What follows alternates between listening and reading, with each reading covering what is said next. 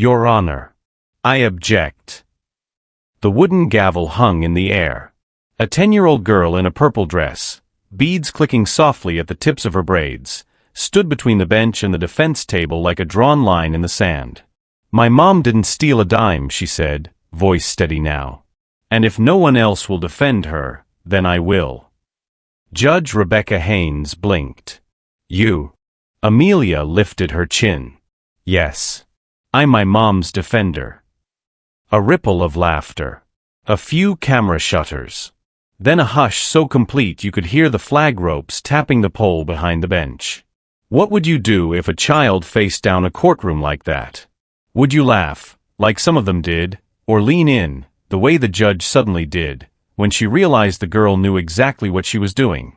Amelia Randerwall is only 10. Her mother, Mia, is a secretary at Wallace & Pierce Law Group, until the morning $50,000 vanished from a client escrow account and the login trail points to her. The man watching from the gallery, face carved from stone, is Randall Wallace, the senior partner whose word turned suspicion into handcuffs. By the time this hearing ends, a secret will surface that climbs higher than anyone in this room expects, and it won't be the child who breaks. Okay, pause. What would you do if a 10-year-old stood up in court and said, "I'm my mom's defender"? Most people laughed. Then Amelia opened her folder, and the room forgot how.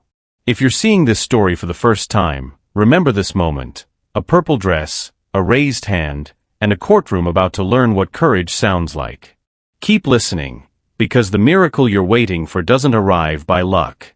Click subscribe and let me know in the comments where you're watching from, because tomorrow, I will be giving you another story just as interesting as this one. And you don't want to miss it. Now back to the story. That same week had begun like all the others. A bus that came 5 minutes late. Toast corners saved for the pigeons behind their apartment. Mia's badge clipped to a blazer too carefully pressed to be new.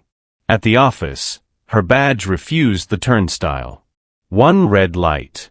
Then 2 security guards. Then a partner in a tailored suit watching from behind glass as if he were already at trial. "Ms. Randerwall," a guard said, "we need you to come with us." The police were faster than questions. The words embezzlement and escrow sounded like foreign countries. Someone had used Mia's credentials at 2:12 a.m. to move the money.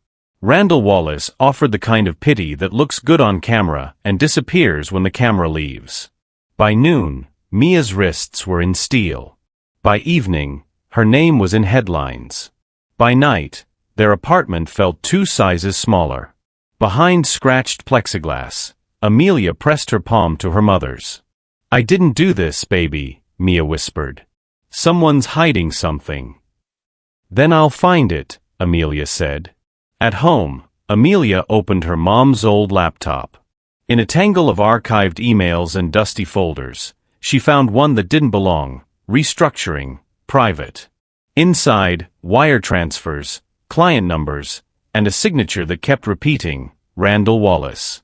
To understand how a 10-year-old got brave enough to challenge a courtroom, and clever enough to pull a thread through a partner's lies, you have to know what happened on the nights no one saw. The nights when Mia typed briefs to keep the lights on, and Amelia, tucked in a corner of the copy room, taught herself the language of justice. Now, let's go back to where the courage started. The miracle didn't begin in court. It began in the copy room glow, where a daughter waited and read while her mother worked. On nights when the building emptied and the city hummed beyond tinted glass, Amelia made herself small in the corner of the copy room. The machine purred and breathed warm paper onto her knees. The light ran back and forth like a lighthouse beam.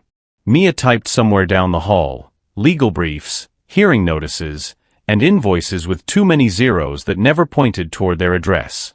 Amelia read. At first it was chapter books from the school library, stories about explorers and kids who outwitted villains with riddles. Then curiosity tugged her toward the shelves of unused practice guides and binders stamped with the firm's crest. She sounded words out under her breath: motion discovery affidavit, and discovered to her surprise that the law spoke like a puzzle if you could bear its tone.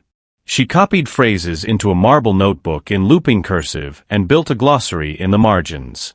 Burden of proof. Who has to convince the room? Reasonable doubt. The crack a beam of truth can fit through. Mia liked to check in every hour. Eyes okay? Water? She'd ask, and kiss the top of Amelia's head without stopping. When a filing deadline loomed, Mia's walk turned into a glide, efficient and silent. She'd been hired as a secretary, but everyone knew she made the place run. "You're the office spine," the mailroom clerk once told her. Mia only laughed. "Bones break," she said. "Spines bend." Home was a third-floor walk-up with a thin balcony and a view of the bus stop. The radiator clanked like a polite ghost when it woke. They had a ritual for everything. 2 slices of toast shared on weekdays, the corners saved for pigeons, and on Sundays a treat, Mia's cinnamon French toast if a freelance typing job had come through, pancakes if not. On the fridge, a crooked line of magnets held up Amelia's spelling tests and one photograph of the two of them in paper crowns from the church Christmas dinner, laughing at a joke neither remembered. On the morning that mattered, laughter came easily. The air had that hopeful blue-tinted brightness Detroit sometimes gets right before spring remembers it has somewhere to be. Mia wore her thrift store blazer, brushed clean and pressed flat, and a necklace with a missing clasp she tied with dental floss, hidden beneath her collar. "Check," Amelia said, holding up her backpack for inspection. "Lunch, homework, the marble notebook." "Check, check, check," Mia sang, tapping each item like a pilot in a pretend cockpit. "And the brain." "Fastened," Amelia said, buckling her imaginary chin strap. They walked to the bus stop, Mia's hand warm around Amelia's. A bus hissed, took them 12 stops, and set them down in front of the low glassy square that housed Wallace and Pierce Law Group. The atrium smelled faintly of coffee and lemon cleaner. The receptionist waved. She always waved at Mia. "Morning, Ms. R." "Morning, Cass," Mia said, and leaned down to straighten a collar bead that Amelia's braids had nudged loose. "You have art today, right? Draw something that can't be framed." "That's not how frames work," Amelia said, eyebrow up. "Then you know what to do," Mia said, and kissed her forehead with a little smudge of lipstick. "Bus after school?" "I'll be at the library," Amelia said. "I want to finish the chapter on evidence." Her voice lowered instinctively, as if the word might trigger an alarm. Mia smiled at that private joke of theirs. "My tiny detective." She swiped her badge at the turnstile. The light turned red. She tried again. Red. The turnstile arms stayed locked. "That's weird," she said lightly, "the way adults say that's weird when they don't want to frighten a child. I probably demagnetized it." Cass buzzed security. The guard strode over, cheerful neutrality pasted on. He took Mia's badge and tested it himself. Red, again. "Give me 1 second," he said, speaking into his cuff. Another guard arrived. Their stance shifted from helpful to official. "Ms. Randerwall, could you step aside for a moment?" Amelia felt the temperature in the atrium change, a degree cooler, a shade narrower. She slid closer to her mother's side. Through the glass wall above them, on the mezzanine level, a man appeared, gray suit, gray gaze, silver tie pin catching the light. He rested his knuckles on the railing like a person who already owned whatever he was looking at. "Mr. Wallace," Cass murmured. "He's early."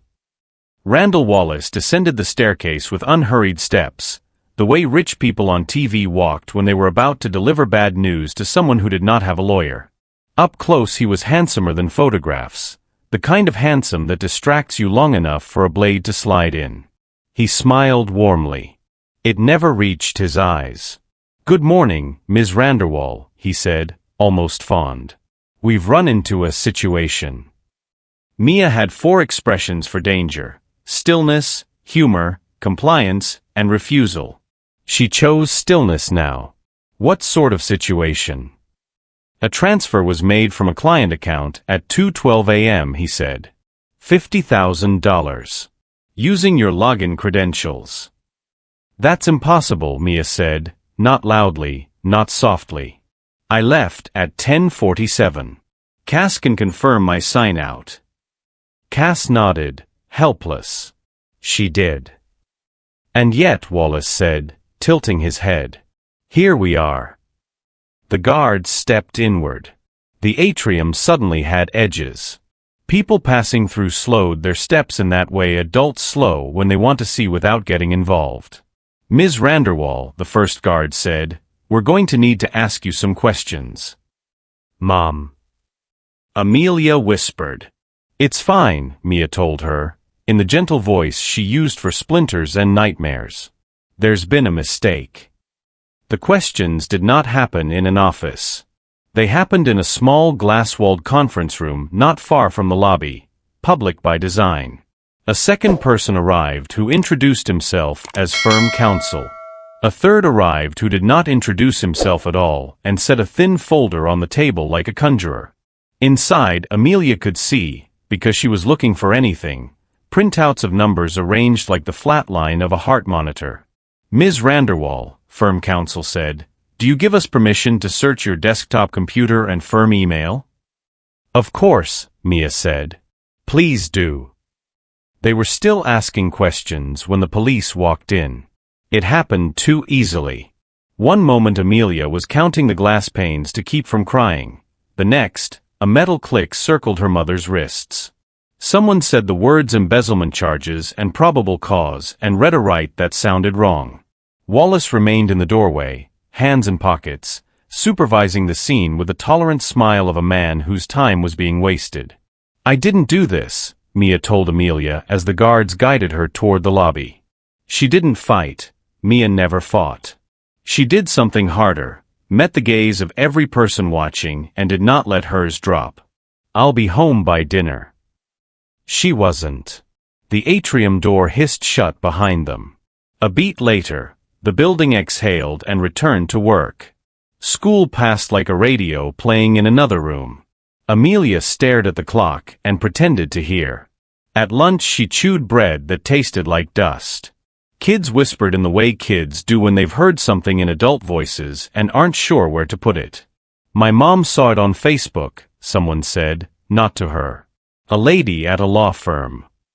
After last bell she ran for the bus. The driver waved her on with apology already forming in his eyes. News travels fast through routes and depots. She pressed her forehead to the window and counted the turns home, then ran the 3 flights of stairs 2 at a time. The apartment was open. Not the door, a jarred angle and a splinter. Detroit police tape hung like a crooked pennant. Inside, drawers left yawning, couch cushions overturned, the small jewelry dish Mia kept by the sink empty of its 3 fake gold rings. The cupboards gaped like missing teeth. In the bedroom a box of photographs lay on its side. Paper faces looked up from the carpet, disarranged lives awaiting a hand. Hello. Amelia called, because calling meant normal rules still applied. No one answered. A figure appeared in the hallway, Mrs. Ortega from 3B, soft and round, apron dusted with flour. Mija, she said, low and urgent, crossing the room to fold Amelia into her arms. I tried to call your school. They wouldn't let me take you out. What happened? Amelia asked into the apron. They came to search, Mrs. Ortega said. Ugly men with clean shoes. They opened everything and left it how you see.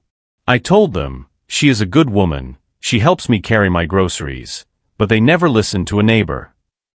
Amelia pulled back. Where's my mom? Jail is not a word neighbors like to say in front of children. Mrs. Ortega touched Amelia's cheek. We'll go tomorrow morning, she said. I will take you. Tonight, you stay with me. I need to clean up first, Amelia said, because cleaning was the only thing in the room at that moment that made sense. Together they set drawers to rights, propped cushions back where they belonged, rescued photographs and slid them carefully into their box. Amelia made the beds the way Mia taught her. Pull tight, smooth, tuck corners like envelopes. In the kitchen, a pink sticky note clung to the refrigerator under the magnet that said you got this. It was from an officer named Denton. Property logged. Contact case number. Amelia stared at the note until the numbers blurred. Then she did what she had seen Mia do on hard days. She boiled water for tea she wouldn't drink. The kettle's flood of sound filled the apartment's thin rooms, pushed the silence back into places it couldn't be seen. Her phone buzzed. A link from a classmate she barely knew. Single mother steals from her firm. The headline sat above a low-angle photo of the glass building, the kind that makes places look important. A fuzzy crop showed a dark-haired woman led across the lobby with hands behind her back. The caption guessed a name and spelled it wrong. Below, the comments did what comments do. Some believed instantly. Some didn't. Many enjoyed the performance of having an opinion. Amelia closed the article and willed her brain to be cold. Anger made a poor librarian. She needed the librarian. She needed the notebook. The marble notebook lay under her bed, where she kept secret things she wasn't ashamed of but didn't feel like explaining. She slid it out and flipped to the last page she had filled. Chain of custody. Everyone who touches the thing has to sign the thing. She read the words twice. She wasn't holding money. But she was holding hours, and those had a chain too.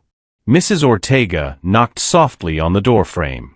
"Eat a little," she said, setting a plate of warm tortillas and beans on the desk. "Then come to my place.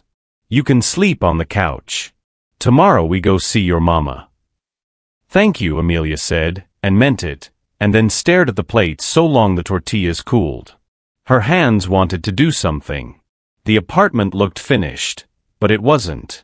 Something tugged at the corner of her vision, like a loose thread. She went to the small living room bookcase. The bottom shelf held old phone books, 2 cracked DVDs that didn't work anymore, and a stained shoebox of tech junk, tangled chargers, a broken mouse, a hub with 2 ports that worked if you shook it. Mia saved things because new versions cost money. Amelia lifted the shoebox onto the coffee table and began untangling. A charger slithered free. Beneath a coil of gray cable she felt cardboard that didn't match. A slim manila envelope lay flat against the bottom, one she had never seen. She slid it open.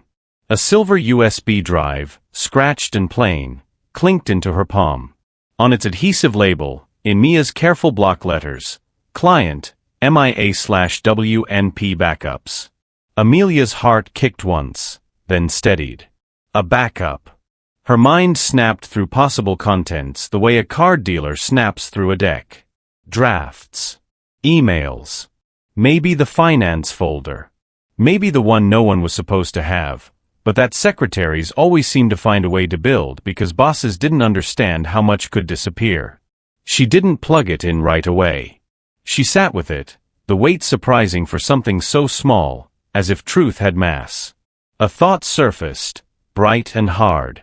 If they took everything at the office, this might be the only copy left. Her marble notebook waited open on the desk. She wrote without thinking, "Evidence lives where lazy men forget to look."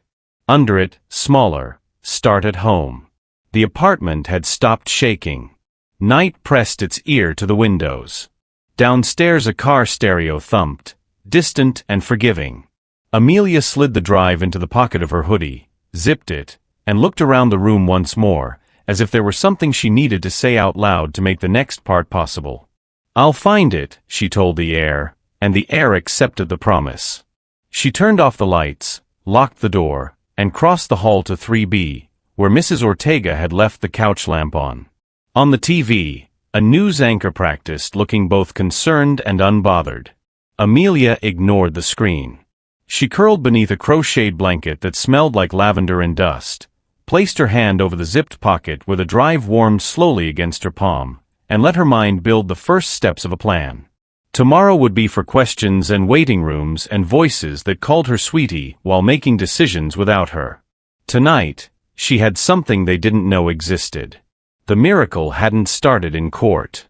It had begun with a copy machine that hummed like a lullaby, with a mother who believed in work, and a daughter who believed that reading could be a kind of power. It continued now, in a borrowed living room, in the quiet weight of a USB drive labeled by a woman who always prepared for the day she feared. Amelia closed her eyes and saw the office map in her head, the hallway to the finance room, the mezzanine where Wallace liked to stand and watch, the copy room glow. She saw the word on the folder, restructuring, private, and the numbers beside the transfer, and the timestamp, 2:12 a.m., and the turnstile light turning red. She didn't know how yet. But she knew where to start. Amelia slept with one hand over the zipped hoodie pocket, as if the little silver drive might try to escape. When morning finally peeled the darkness off the windows, she woke to the smell of Mrs. Ortega's coffee and Bolillo's warming in the oven. For a moment she forgot the headline, the handcuffs, the red light at the turnstile. Then the USB pressed against her palm and memory returned like a tide. "Eat," Mrs. Ortega said, setting a plate beside the couch. "We go see your mama at 9. Amelia nodded, took 2 dutiful bites, then went to the sink and washed her face in careful circles the way her mother had taught her, temples, jaw, neck. The girl in the mirror looked older than she felt.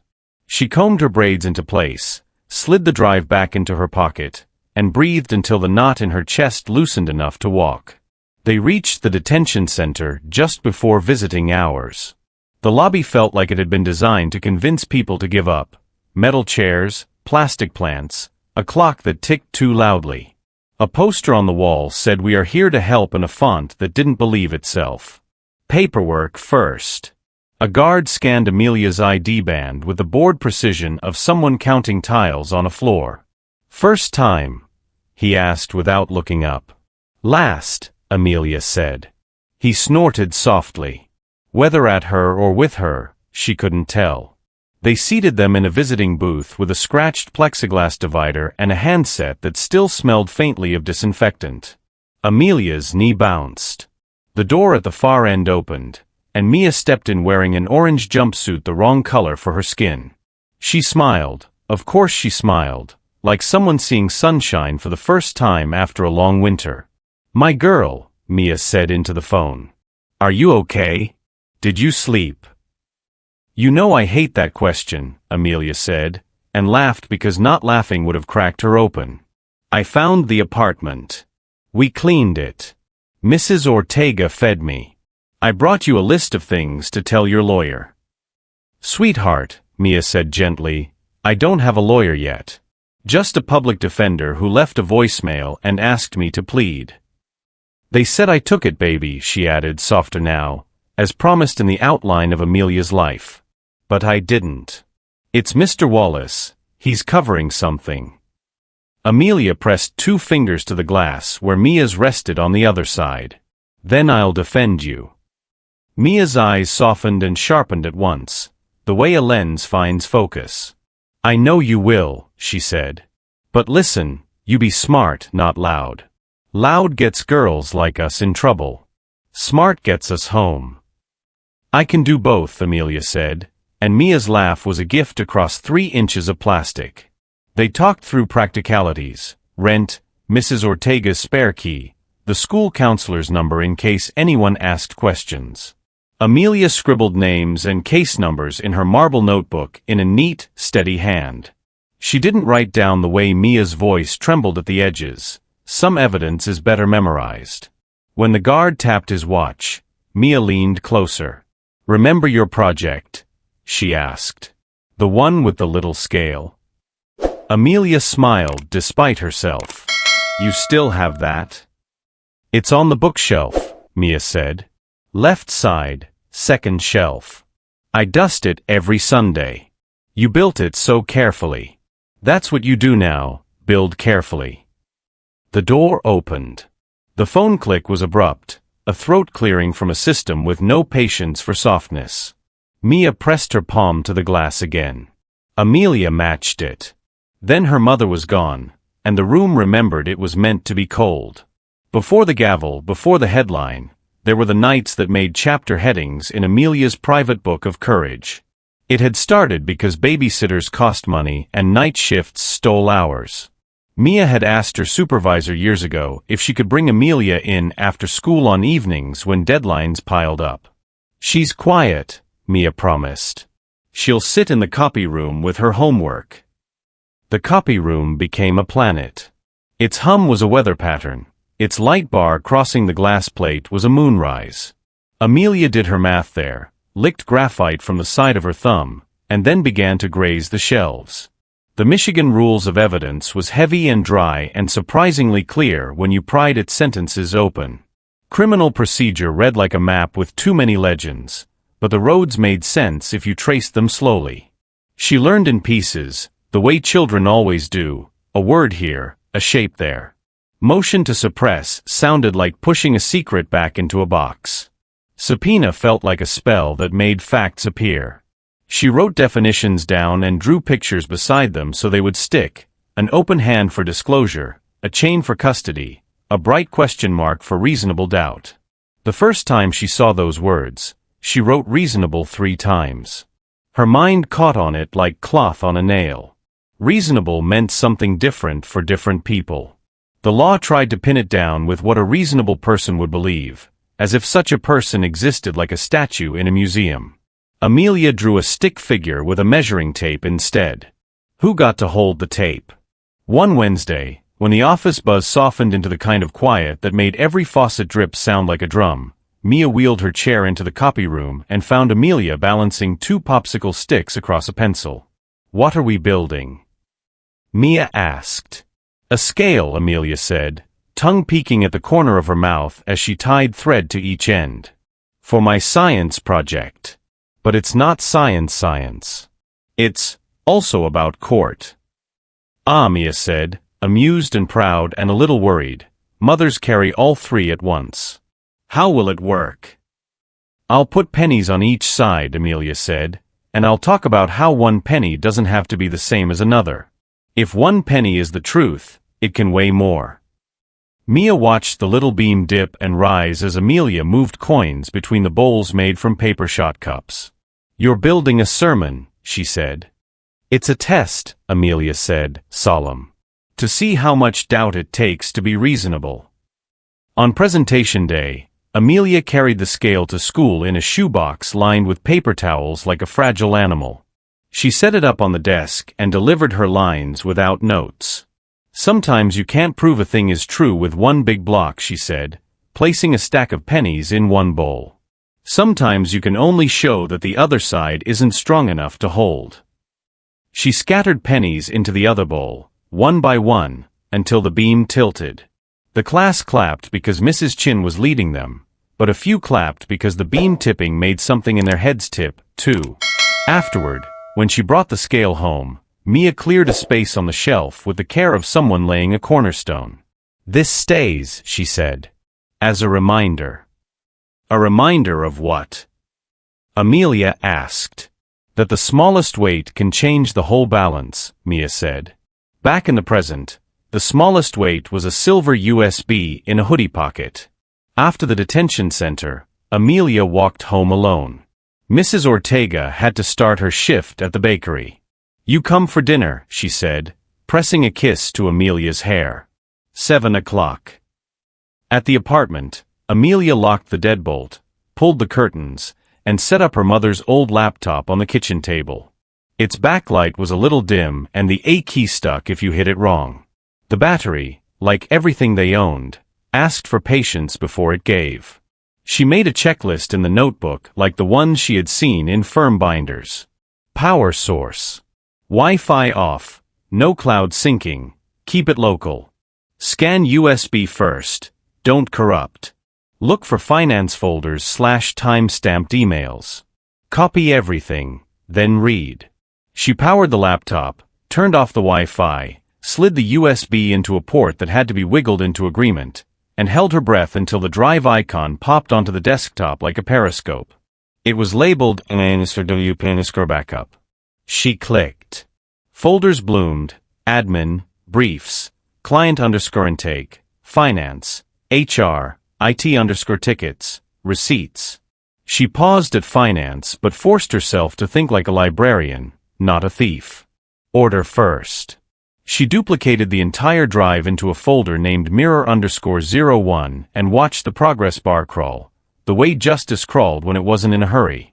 When the copy finished, she clicked finance. Subfolders: invoices, escrow, Q4_transfers, reconciliation, vendors. Her finger hovered over escrow, too obvious, then moved to Q4_transfers. Inside, spreadsheets with dates that made her stomach clench. She opened one. Rows, columns, numbers.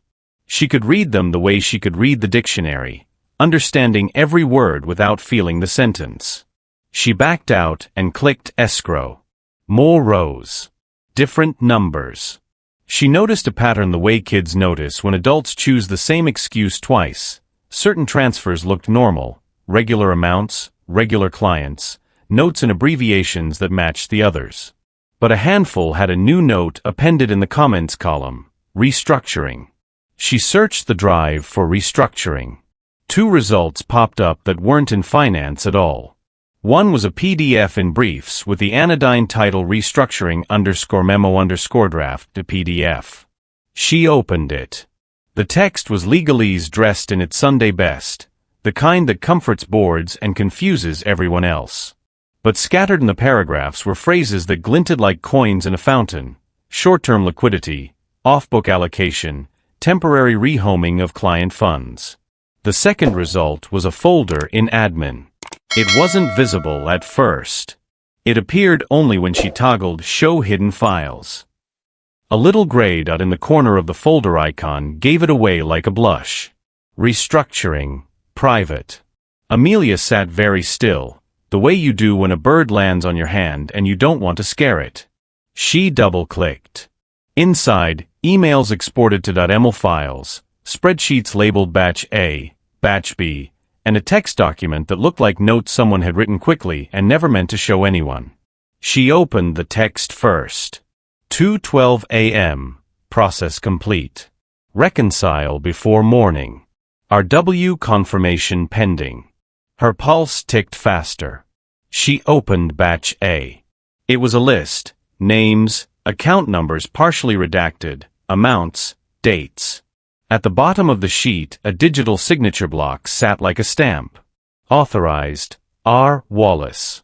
She leaned back, closed her eyes, opened them again. She scrolled to Batch B. Different numbers. Same block. Authorized, R. Wallace. The emails were worse. And better. Worse because they were cool. They were confident. Better because they didn't pretend not to be what they were. She clicked one at random near the date line she knew too well. From wallace@plogrup.com to finance-admin@plogrup.com. Subject: reallocation window. Keep it to 0200 to 0300. Remote terminal only. Confirm when cleared. Below it, the response. From finance admin to Wallace. Subject: reallocation window. 2:12 completed. Mirror will be cleaned before 0800. Amelia copied every file into a second mirror, mirror_02, because if there was anything the copy room taught her, it was that paper disappears, and people insist they never saw it. She saved her mirrors to 2 different folders, and then to the antiquated little cloud account her mother used to move recipes between her phone and the computer. Only then did she allow herself to breathe fully. Her eyes kept going to the signature block, to the initials at the bottom, R. Wallace, as if repetition could force them to become something else. She searched again for Wallace. Dozens of hits. Many were innocuous, letterheads, templates, the firm masthead. But a subset clustered around the same dates, the same hours between 2 and 3 in the godless morning, the same thin line between what was allowed and what someone with a suit believed he could get away with. Amelia sat back. The apartment hummed around her, a neighbor's laugh, the radiator ticking like a metronome, feet on the stairs. She thought of the copy room beam, the pennies she dropped one by one into the bowl that mattered. What she had wasn't a confession. But it was weight. And weight changed balance. Her phone buzzed, Mrs. Ortega reminding her to eat. Another buzz, an alert none of her classmates should have been old enough to send. The article updated with a screenshot of Mia's mugshot, someone's cruel joke of a headline appended, purple dress, orange jumpsuit. She turned the phone face down and wrote in the notebook instead. To do. Export logs with timestamps. match to 2:12 a.m. Print restructuring memo, highlight off-book allocation. Cross-check keycard logs, ask someone who knows the system, Delgado. Find camera feeds for garage, if remote, request through FOIA, or live. Protect mom first, get this to a judge who will look. She underlined look twice. Looking was the difference between marble and mirror. When she closed the laptop, the room felt both smaller and safer. She put the USB back into its envelope and the envelope into the shoebox and the shoebox onto the highest shelf, behind a row of cookbooks with cracked spines. Then she reached for the little scale on the bookcase, left side, second shelf, exactly where Mia said it would be. Dust had gathered in one corner. Mia had missed a Sunday. Amelia wiped it clean with the sleeve of her hoodie and set it on the table. The paper cups hung from their threads, familiar as the shape of a favorite word. She took a penny from the jar they used for bus fare and set it in the left cup. Then she took another and set it in the right. Equal. She fished a third penny out of the jar and rolled it across the table into the left cup. The beam dipped. She didn't smile. She didn't need to. She reached into the hoodie pocket and held the USB above the left cup for a heartbeat, as if the scale could feel the promise of it, then set the drive gently on the table beside the scale. Her eyes drifted to the laptop screen, to the open spreadsheet at the bottom of the pile.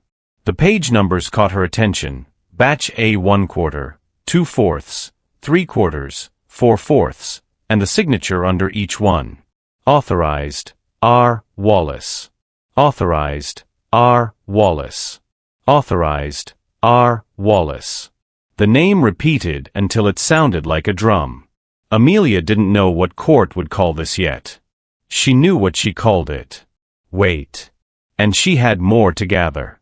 The scale sat on the table, steady as a metronome that had finally chosen a tempo. Beside it, the USB drive rested like a small, square promise. Amelia opened the laptop again, not because she wanted to, but because she couldn't not. The spreadsheets waited where she had left them, rows, columns, times. She made herself read them like a clock. 10:47 p.m., Mia signs out. 2:12 a.m., transfer executed. 7:42 a.m., mirror cleared. 8 a.m., office opens. 8:05 a.m., badge failure. 8:17 a.m., security assists. 8:39 a.m., Randall Wallace descends the stairs. The times were a story when you lined them up. It was the kind of story grown-ups told with faces that never changed. This is unfortunate. Let's keep things moving. But the numbers told another version. They said someone worked in the hour when secrets think they are safe. They said someone who knew the system used the system to hide. Amelia colored the timeline in her notebook: blue for mom, red for transfer, gray for morning. She circled 2:12 a.m. until the circle looked like a target. Then she went looking for the arrow. The IT folder on the backup wasn't organized like the others. Names were lowercased, dates labeled in a format that felt like a code only the person who wrote them could love. 2024-02-01_server_health XD, retunnel_CFJNE, admin remote.log. She opened adminremote.log and found what she hoped for and dreaded: connection entries.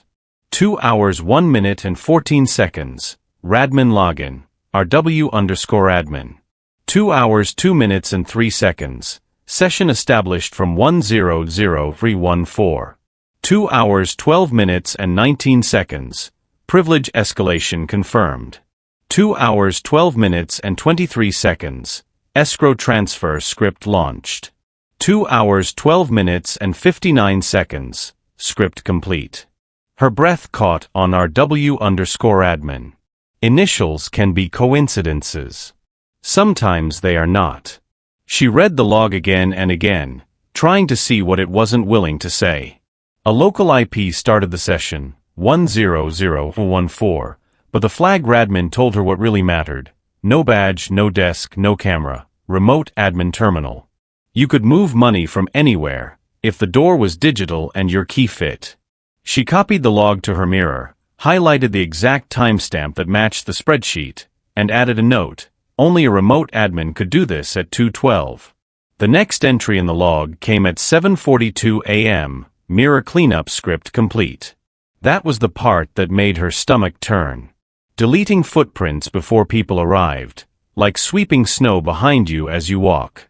She might have spent the whole morning chasing lines of text, but the apartment reminded her it had needs. The fridge hummed a little too softly. When she checked the thermostat, the display blinked low heat. She put on a sweater and 2 socks of different colors and kept reading. Necessity has always been education's partner. At lunchtime she closed the laptop and checked her phone. 3 new messages from classmates, all versions of "Is it true?" with different emojis. One from her homeroom teacher, polite in the way teachers are when they want to be kind but don't want to get in trouble. "We're here if you need to talk. Please check in at the counselor's office tomorrow." And one from an unknown number that turned out to be the public defender's assistant. Client advised to plead. Better outcome. She typed and erased 4 replies before writing the one that was true. "We're not pleading to something we didn't do." She didn't add "do your job." She didn't need to. Not yet. She packed the USB into her hoodie pocket, tugged on her coat, and walked to school for the afternoon because routine keeps the world from collapsing. In the hallway, conversations stopped when she passed. Mia had told her once that when people don't know what to say, they become weather, too bright or too quiet. Today, everyone was a cloud. Mrs. Chin met her at the door with a look adults saved for funerals and report cards. "Sweetheart," she began. "I'm okay," Amelia said, and meant I'm not, but I will be. By last bell her desk felt like a stage. On the way out, 2 girls she sometimes ate lunch with peeled away without making eye contact. On the steps, a boy tried to be helpful in the worst possible way. "My uncle says people don't get arrested unless they did something." "Tell your uncle people say things when they don't know things," she said, not unkind and not kind, and kept walking. At home that evening, the light switch clicked and nothing happened. She tried the lamp. Nothing. She and Mia were careful with bills, but careful bends when everything else twists. She found the folded notice half stuck behind the weather stripping. Past due. Service suspended. Contact to reinstate. The anger came up fast this time, a flare in the throat. She swallowed it, picked up the power company letter, and smoothed the crease like a peace offering. Mrs. Ortega fed her again and fussed over candles and lent her a heavy flashlight with duct tape on the handle. "They do this on purpose," Mrs. Ortega said, "the way people talk who have met systems up close. They turn the lights off, so you turn yourself off." "I'm not a switch," Amelia said. That night she worked by flashlight. The battery died once. She replaced it with 2 mismatched ones from the junk drawer and kept going. The laptop's screen glowed just enough. The entries in admin.remote.log showed internal addresses, not public ones. She needed a bridge, something that tied the office to a place beyond the office, a line that could be followed by someone who didn't know the hallways by heart. She thought of the IP trace attached to that email she had seen. The same address that sent the transfer also sent an email to the Cayman Bank where Mr. Wallace's brother works. The idea rang like a bell in her head. She didn't have the exact tools for a professional trace, but she had Google and a brain used to puzzles. The next morning she took the bus to the public library, the one near the park with the whale mural. The librarian at the front desk had hair the color of optimism and glasses that magnified her kindness. "Card?" she asked. "Yes," Amelia said, presenting the faded rectangle she'd gotten when she was 7, the day she realized you could take stories home for free. The librarian scanned it and pushed a sticky note and a pencil across. "Computer number 3, she said. 2 hours to start." The lab smelled like dust and old announcements. Amelia logged in, turned the monitor so no one could look over her shoulder easily. Privacy is a habit you earn, and began to search. She learned the vocabulary of tracing in the only way she knew, by doing. Hoys. MX Records. Reverse DNS. She looked up how corporate email showed its path in headers, how a machine might whisper where it had been if you knew which corner of the screen to tap. She didn't have the actual office email server in front of her, but she had file names and references from the backup. She ran sample searches on the firm's domain, then on its finance admin subdomain. A forum thread from 3 years ago mentioned a characteristic naming convention for their servers: WP Exchange 03 for Exchange, WP Fin 02 for Finance. Patterns form constellations when you have enough dots. From there, she looked up the bank in the Caymans that had appeared in an email subject line, 3-letter acronym, global address. Their public IPs were masked by front-end services, but the MX records led to a cluster in a familiar range. She sat back and chewed the inside of her cheek, thinking, if finance admin sent an email at 2:12, and that email arrived at a domain tied to a Cayman bank within seconds, time zones be kind, there would be a record. Not one a kid could subpoena, not yet. But possibly one a kid could infer. She searched for mentions of the bank alongside the firm's domain in leaked marketing PDFs and vendor case studies. Vendors like to brag. One did, a cloud relay service, the kind that reroutes email when the main line is down for maintenance. She clicked. The case study included a diagram with arrows and server names. One arrow pointed to relay-east-2.csmail.com. Another to WP Fin 02. A bubble in the corner listed client success stories with initials. One of the initials matched WNP. Vendors always leave a breadcrumb. She copied the vendor's domain into a new tab and searched reverse lookups, held her breath, and found log samples in their technical documentation, not from WNP, but from a test tenant that used the same relay. The samples showed how an email passed through the relay, tagging the header with its originating address before forwarding it on. If she could show that the originating internal address for the 2:12 a.m. email was the Radmin session on 10014, and that the email was pushed out to the Cayman domain used by Wallace's banker brother, she'd have a line, not a full rope, not yet, but a line. She scribbled a diagram in her notebook, Radmin WP Fin 02 Relay kbank.ky. She underlined kbank.ky and drew a small crown above it, not for royalty, but because the rich like islands. A man 2 computers down cleared his throat harshly, and Amelia angled the monitor a little more. Her 2 hours ticked away. She went to the desk and asked for 2 more. The librarian glanced over Amelia's shoulder at the screen. The woman had seen every kind of search pass through this room. She saw flu symptom checkers, job applications, bad news, good news, kids playing games their parents would have asked them not to. She looked back at Amelia's face and nodded once. 2 more, she said. By noon, Amelia had a page of addresses and arrows. What she needed now was someone who could confirm without alerting the whole building. She thought of the quiet man with the coffee mug that said not a magician, but close, the IT clerk who had once retrieved an accidentally deleted draft for Mia and then walked away before anyone could thank him. Mr. Delgado. He had a kindness that stayed small on purpose, like a candle cupped in 2 hands. She walked to the firm at lunchtime because boldness sometimes looks like you don't know better. She did. She just didn't care today.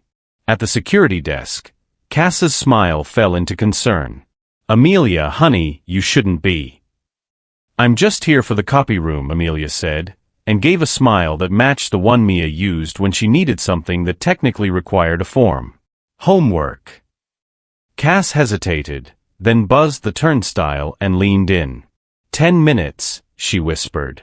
Don't talk to anyone you don't have to. The copy room smelled the same. Toner, warm paper, a hint of lemon. The hum was a lullaby misremembered. Amelia wasn't here for the copier. She stood on tiptoe to look through the long interior window into the hallway. When she saw Mr. Delgado pass with a coil of cable over one shoulder, she rapped lightly on the glass. He glanced over, surprised, then more surprised when he recognized her. He looked left and right, then slipped into the room and closed the door. Should I call your mom? He asked, then remembered and winced. "I'm sorry. That was—" "I need to show you something," Amelia said. She kept her voice low and steady. She placed her notebook open on the counter and slid it toward him. A timeline, a log excerpt, the arrow diagram. Delgado didn't touch the page. He read with his hands in his pockets, the way people do when they are deciding if the floor is safe. "Where did you get this?" "A backup," she said. "My mom keeps copies because bosses delete things when they're inconvenient." One corner of his mouth tugged up. "Smart woman." "She is," Amelia said. "Can you tell me if these internal IPs look right?" He exhaled through his nose, a sound between a laugh and a sigh. "They look exactly right." He leaned closer. "And if I were a person who knew what Radmin meant, I might say that only a small group of people even have that credential." "How small?" she asked. He held his index finger and thumb an inch apart. "Small." "And if I said that an email from finance to a certain bank went out through a relay at 2:12 a.m., she pressed, "could that tell you anything about who was at a keyboard?" "It could tell you someone with a remote session used a machine with privileges," he said. He didn't say the rest. His eyes did. He knew. He had known things for a long time and survived by acting like he hadn't. "Mr. Delgado," Amelia said, "I won't ask you to do anything that gets you fired. But if a judge asks, will you tell the truth?" "If a judge asks," he said slowly, "I'll have to." He paused. "And if someone else asks, I didn't see you today." "Thank you," she said. He reached into his pocket and set down a small square post-it. On it, he wrote 3 characters, Cam G2. He slid it toward her with a pencil. If someone were looking for footage at odd hours, he said, they wouldn't find anything on CamLobby. Not lately. But Cam G2 sometimes forgets to delete its own night vision caches. His smile didn't quite make it to his cheeks. Hypothetically. Amelia swallowed her gratitude. Big thank yous get noticed. She tucked the post-it into the notebook like a pressed leaf. "Go," Delgado said softly. "Before the wrong person sees you." The wrong person almost did. As Amelia stepped into the hall, a voice with edges called, "You shouldn't be here." She turned. A junior partner with a haircut designed never to move was already forming a scolding. Then he saw her face and recalibrated to pity mixed with annoyance. "You can't be here," he said again, softer in the way people are soft when they're performing it. "It's complicated." "I know," Amelia said. "It's exactly that." She took the stairs down because elevators make you wait with strangers. At the bottom, Cass leaned over the desk and handed her a piece of mail. "Left for your mom." The return address read Alliance Power. Amelia didn't need to open it to know what it wanted. She walked the 3 blocks to the bus stop and kept walking past it. Anger sharpens and then dulls. The trick is to use it when it's sharp. She used it now to push her to the library again. Computer 3 was free like it was waiting for her. She logged in, pulled her notes, and searched the new breadcrumb, Cam G2. The firm didn't expose camera feeds to the public, they weren't fools, but sometimes devices talk to each other in ways they couldn't help. A metadata cache stored file lists with timestamps. Amelia found a directory index from the previous month left wide open to get requests. She scrolled past days and landed on the one that mattered. 2:05, 2:07, 2:10, a car entering, a shadow crossing, a light blink. 2:12, blank. 2:13, a blur and then stillness. Even a missing frame is a frame. Even a silence is a note. The index showed that the camera had done something then. It had recorded, if only for a second. If someone with a badge requested it, perhaps it could be restored. She copied the index list into her notes and highlighted the gap. Next, the bank. The relay case study had given her one doorway. She went looking for another. A quarterly newsletter from the bank's investment arm hid in the internet's attic. Page 6 bragged about a new regional VPM. Wallace, based in Georgetown, spearheading North American relationships. She didn't have to wonder about the initial. Sometimes the world did you the kindness of being obvious. She printed the page at 10 cents and tucked it into her folder. When you go up against a story with uniforms and badges, bringing paper helps. On the way home her phone died. She rode the bus by windowlight, gripping the strap with one hand and her folder with the other. The driver called out stops like blessings. At her door, the hallway bulb flickered twice, then settled to a resigned glow. In the kitchen, the faucet gave 2 sips worth of water and coughed air. She tried the bathroom sink. A slow dribble, then a hollow sound. The building had chosen its timing well. She put a pot under the drip and sat on the couch with her notebook and wrote out what she knew in sentences instead of arrows. Someone used remote admin at 2:12 a.m. to move escrow money. That same morning, a relay forwarded an email to a Cayman bank domain. The bank employs M. Wallace in Georgetown. The office camera for Garage Bay 2 shows activity around 2:05 to 2:13 that wasn't fully erased. Mom left at 10:47 p.m. Her badge failed at 8:05 a.m. Randall Wallace arrived at 8:39 a.m. She wrote motive and left it blank. Motive fills itself in when you pull enough thread. Her phone charged just enough to light the screen for a minute. A text from Mrs. Chin, "We're thinking of you." A group chat notification with 6 kids debating whether she'd be in school tomorrow. A news alert with a headline using words like fall from grace and trusted employee and betrayal. She turned the phone over and stared at the ceiling until the ceiling looked like a map. The day had been made of small courages and large silences. She felt both in her bones. When the first drops began to clatter into the pot, she stood and went to the window. Outside, the whale mural across from the library wept blue tears into the sidewalk. The city forgave slowly. She pressed her palm to the cool glass the way she had pressed it to the plexiglass at the detention center and imagined the courthouse, the flags, the faces lined up like closed doors. "Open," she whispered. The air didn't move. That was fine. She hadn't expected magic. She expected work. She turned back to the table, to the scale and the pennies and the USB drive. She lifted the drive and felt its small, certain weight. Then she leaned close to it as if it were a person who needed to hear her clearly and said, very softly and very seriously, "If adults won't fight, I will." Chapter 5. The Preliminary Hearing. The courthouse wore its power the way a soldier wears medals, meant to be seen. Marble cooled the air. Brass rails gleamed like rules that never bend. The long corridor to Courtroom 7B smelled faintly of polish and panic. Even the echoes sounded formal. Amelia's sneakers made soft, disobedient sounds on the stone. Mrs. Ortega walked beside her, a pocketbook clutched like a shield. Ahead, a bailiff held the door as if holding back a tide. Inside, the room was a geometry of authority. Flag to the left, seal above the bench, dark wood everywhere. A clock near the ceiling clicked the seconds like a very polite threat. On the far side, chained to the morning schedule, Mia sat at the defense table in County Orange. She lifted her chin when she saw Amelia, a smile that said "I'm here and don't worry and worry anyway" all at once. Next to Mia, her court-appointed lawyer spread papers he hadn't read into a fan, as if arrangement could substitute for understanding. He was a man in a suit that tried to be new, Mr. Halpern, public defender.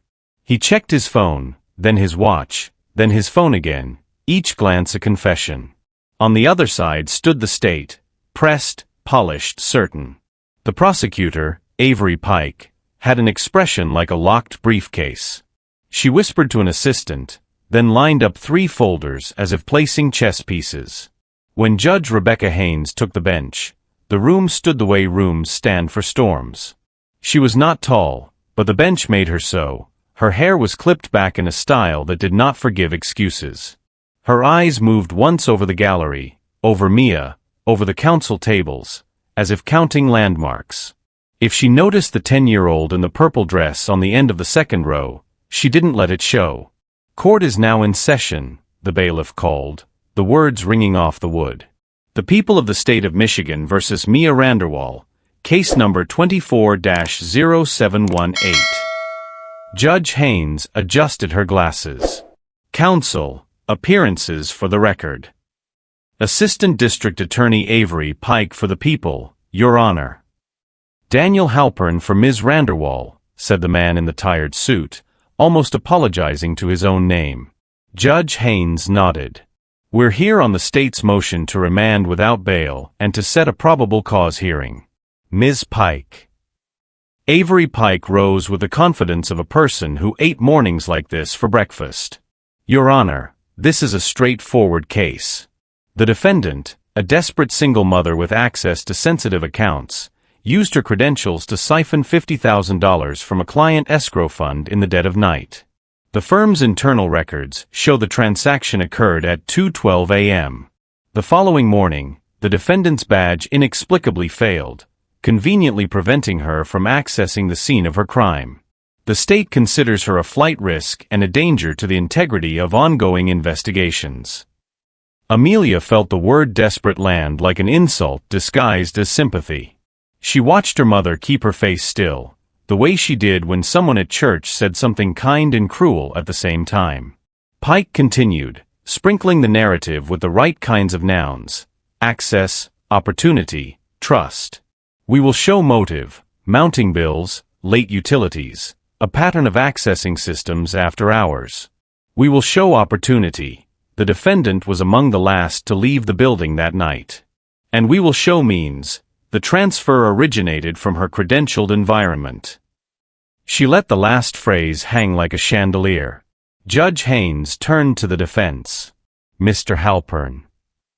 He stood too quickly, knocked his pen, caught it like a man catching a falling thought. Yes, Your Honor. My client is, was gainfully employed with deep ties to the community. No prior record. The, allegations are serious, of course, but he glanced down his notes as if someone had hidden his argument between the lines. But there are questions. We haven't had time for discovery. Pike's expression didn't move. The people are prepared to proceed. Halpern cleared his throat. We ask for bail, Your Honor. Modest bail. She's not a flight risk. She has a child. A child does not preclude flight, Pike said, not bothering to rise. It sometimes motivates it. Judge Haynes raised a hand. I'll hear from you in order, Ms. Pike. Then to Halpern, any response to the state's timeline? The 2:12 a.m. transfer. Halpern blinked. We would, seek to challenge the reliability of those records at a later time. At a later time? The judge's eyebrows did a small dry thing. Counsel, this is the time. He shuffled papers for a defense he didn't have.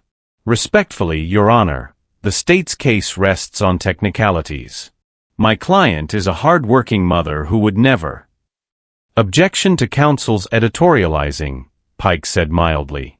Sustained, Judge Haynes said, almost bored. Then she leaned forward a fraction. Mr. Halpern, do you contest that the transfer occurred at 2:12 a.m. from the firm's finance environment? He stared at his file as if an answer might crawl out. Not at this time, Your Honor. In the second row, Amelia felt something inside her tilt. She tightened her fingers around the cardboard folder in her lap, the one she'd made from a cereal box and hope. On its cover she had written MOM in block letters, as if naming were a kind of shield. Pike took the opening.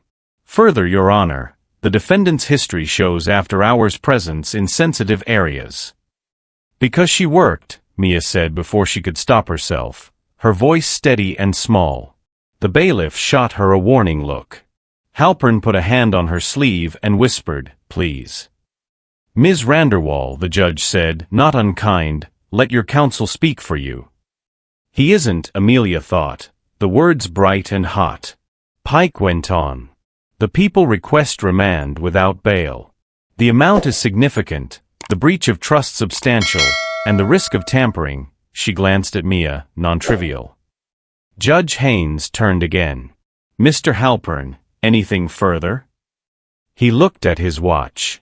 No, Your Honor. For a breath, nobody moved. The room seemed to settle into the shape of a decision already made. Amelia stood. Objection. It came out clear, not loud, and somehow louder for that. Heads turned as if pulled by string. Phones appeared in quiet hands, half-raised, unsure of their courage. Judge Haynes's gaze snapped to the second row. Young lady, sit down. You are not permitted to address this court. Amelia swallowed and felt the tremor in her throat settle into something else. Anchor or fuse, she couldn't tell. With respect, Your Honor, Michigan Court Rule 2.117 allows intervention in matters affecting a party's welfare when representation is ineffective. She heard her own voice and knew it for what it was, a copy room voice, practiced under the hum of fluorescent light. My mother's lawyer is not contesting the central claim. He hasn't reviewed exculpatory material in our possession. I'm requesting permission to be heard. Gasps rippled, first at the rule number, then at the word exculpatory. The bailiff took a half-step forward. Mrs. Ortega squeezed Amelia's elbow so gently it could have been a blessing or a plea. Name, Judge Haynes said, gavel still. Amelia Randerwall, she said. Daughter of the defendant. Pike recovered first. Your Honor, this is. Ms. Pike, the judge said without looking away from Amelia, you'll wait your turn. She studied the girl the way surgeons study x-rays. No amusement. No indulgence. A measuring. Rule 2.117, the judge said. And what section are you relying on? Substitution and appearance, Amelia said. And the court's inherent authority to ensure the integrity of proceedings. Also, People v. Garcia recognizes a minor's standing when their welfare is directly implicated. Someone in the back whispered, she's 10, and someone else whispered back, so was Mozart, and the room remembered it was still a room and tried to hush itself. Judge Haynes let a beat pass, as if listening for something beneath the noise. You understand that interruptions can result in contempt? Yes, Your Honor, Amelia said. But silence would be worse. The judge's mouth did the slightest thing. An almost smile rearranged itself into neutrality. You say you possess exculpatory material. She tapped the bench once with a fingernail. What exactly? Logs, Your Honor, Amelia said, stepping into the aisle before fear could catch her heel. Her purple dress brushed the bench of the first row. From the firm's systems. They show that the transfer at 2:12 a.m. wasn't executed from my mother's station. It was executed from a remote admin terminal. Those credentials are restricted. The same night, an email was relayed to a Cayman Bank domain employed by a relative of the senior partner accusing her. A murmur gathered its courage and became sound. Phones rose higher.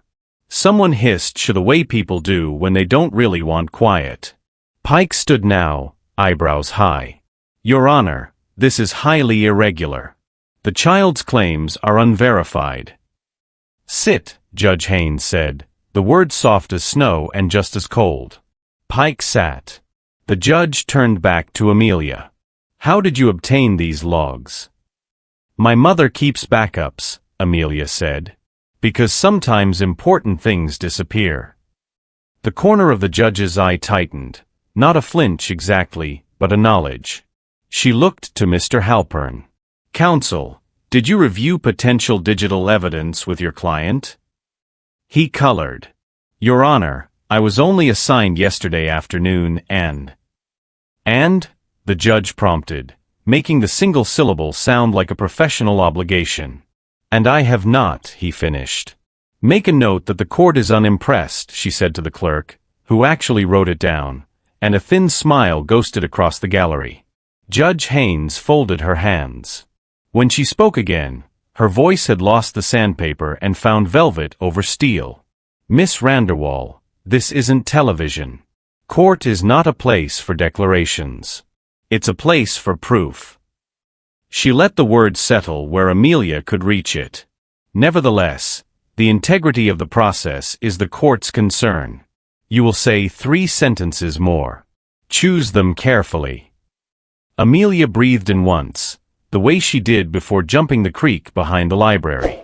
1. The firm's admin remote log shows a privileged session beginning at 2:01 a.m., escalating at 2:12, and launching the transfer script, not for my mother's machine. She raised one finger, then a second. 2. The firm's email relay records show traffic at 2:12 from a finance environment to a Cayman Bank domain, where a senior employee shares the accuser's last name. A third finger. 3. The garage camera's file index for that night shows movement between 2:05 and 2:13 that was not completely purged. She dropped her hand. We can produce copies. Today. Silence has flavors. This one tasted like metal and possibility. Even the clock seemed to wait. Avery Pike found her voice.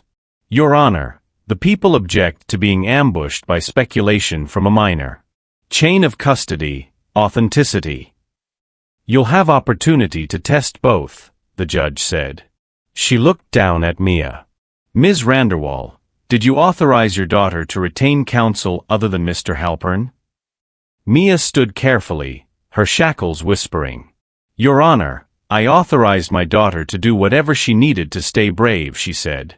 I did not ask her to do your job or mine. It was not the answer judges prefer. It was the answer mothers give. Judge Haynes regarded her a moment longer, then nodded once to the bailiff.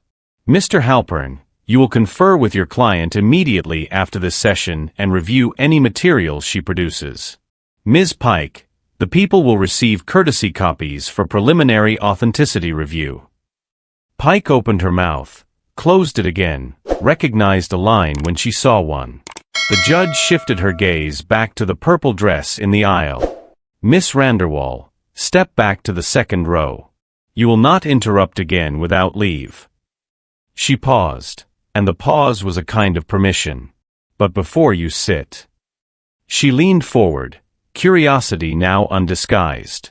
Show me what you think proves your mother's innocence. For a second, Amelia forgot how to move. Then her feet remembered the aisle. The room made a small path for her the way water parts around the hull of a boat. She set the battered cardboard folder on counsel's table, palms flat, like a diver steadying at the edge. This is what I have, Your Honor, she said. The clerk carried the folder up to the bench. Inside, everything was labeled in Amelia's square handwriting. A 1, key card exit log, M. Randerwall. A 2, finance transfer summary, 2:12 a.m. A 3, admin remote session extract, 2:01 to 2:13. A 4, relay vendor diagram plus header tagging note. A 5, Cayman Bank newsletter, M. Wallace, regional VP. A 6, garage camera index, Cam G2, night cash list. A 7, timeline, composite. Judge Haynes opened A1 first. She read the line Amelia had ringed in blue highlighter. 10:47 and 18 seconds p.m., Randerwall, M. Exit, turnstile 1. Her eyes tracked down to the stamp, auth, sysadmin/exported, 8:11 a.m. She flipped to A2, one clean line in a sea of gray cells. 2 hours 12 minutes and 23 seconds. Escrow reallocation, $50,000. Initiated, FIN term 02. The judge angled the page so the light didn't wash it out. She moved to A3. 2 hours 1 minute and 14 seconds. Radmin login, RW_admin. 2 hours 12 minutes and 19 seconds. Privilege escalation confirmed. 2 hours 12 minutes and 23 seconds. Escrow transfer script launched. 2 hours 12 minutes and 59 seconds. Script complete. The bench lamp reflected in her glasses. She took A4 next, the vendor case study diagram with Amelia's pencil arrows, and a margin note. Relay ads received. From tag preserving originating host, forensics can confirm path. Then A5, a glossy PDF print with a headshot, M. Wallace in a blue tie, captioned Expanding Cross-Border Relationships. The firm's senior partner in the gallery didn't turn his head, but the muscle in his jaw acknowledged the page like a door closing. A 6 listed file names and timestamps from Cam G2. 2 hours 5 minutes and 2 seconds. G2_02058 MKV. 2 hours 7 minutes and 11 seconds. G2_0207 beat MKV. 2 hours 10 minutes and 48 seconds. G2_0210 seat MKV. 2 hours and 12 minutes. 2 hours 13 minutes and 13 seconds. G2_02138 MKV. A single blank spot, the kind that isn't empty so much as carefully smoothed. Finally A7, Amelia's composite timeline. The whole morning collapsed into a page. 10:47 p.m. exit, 2:12 a.m. transfer, 7:42 a.m. mirror cleanup, 8:05 a.m. badge fail, 8:39 a.m. Wallace arrives. Judge Haynes looked up. Chain of custody. My mom backed up her work folders weekly, Amelia said. I mirrored the drive and printed from the copy. Names and times match internal structure. The admin remote log and camera index were exported the same morning, before anyone had time to sanitize more. Avery Pike rose. Objection, foundation, authentication. Overruled temporarily, the judge said. We're at a preliminary posture. The question is whether what I'm looking at could be what it purports to be. We'll test these soon enough. She turned back to Amelia. You offered case law. Yes, Your Honor. Amelia's voice steadied.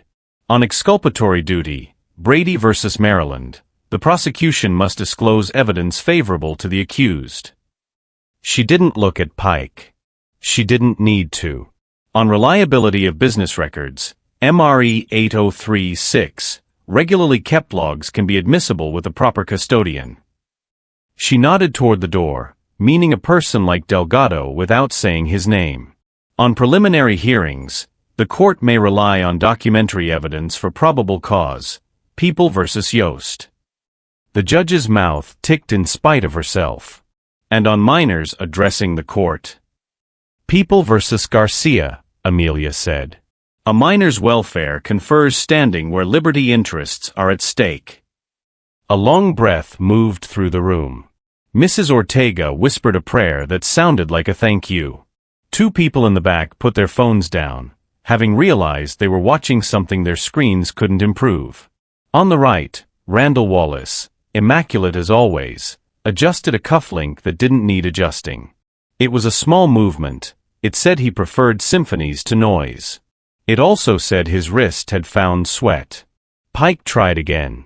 Your Honor, even if these documents exist, the narrative is conjecture. We have a transfer time, that's all. The rest is a child's.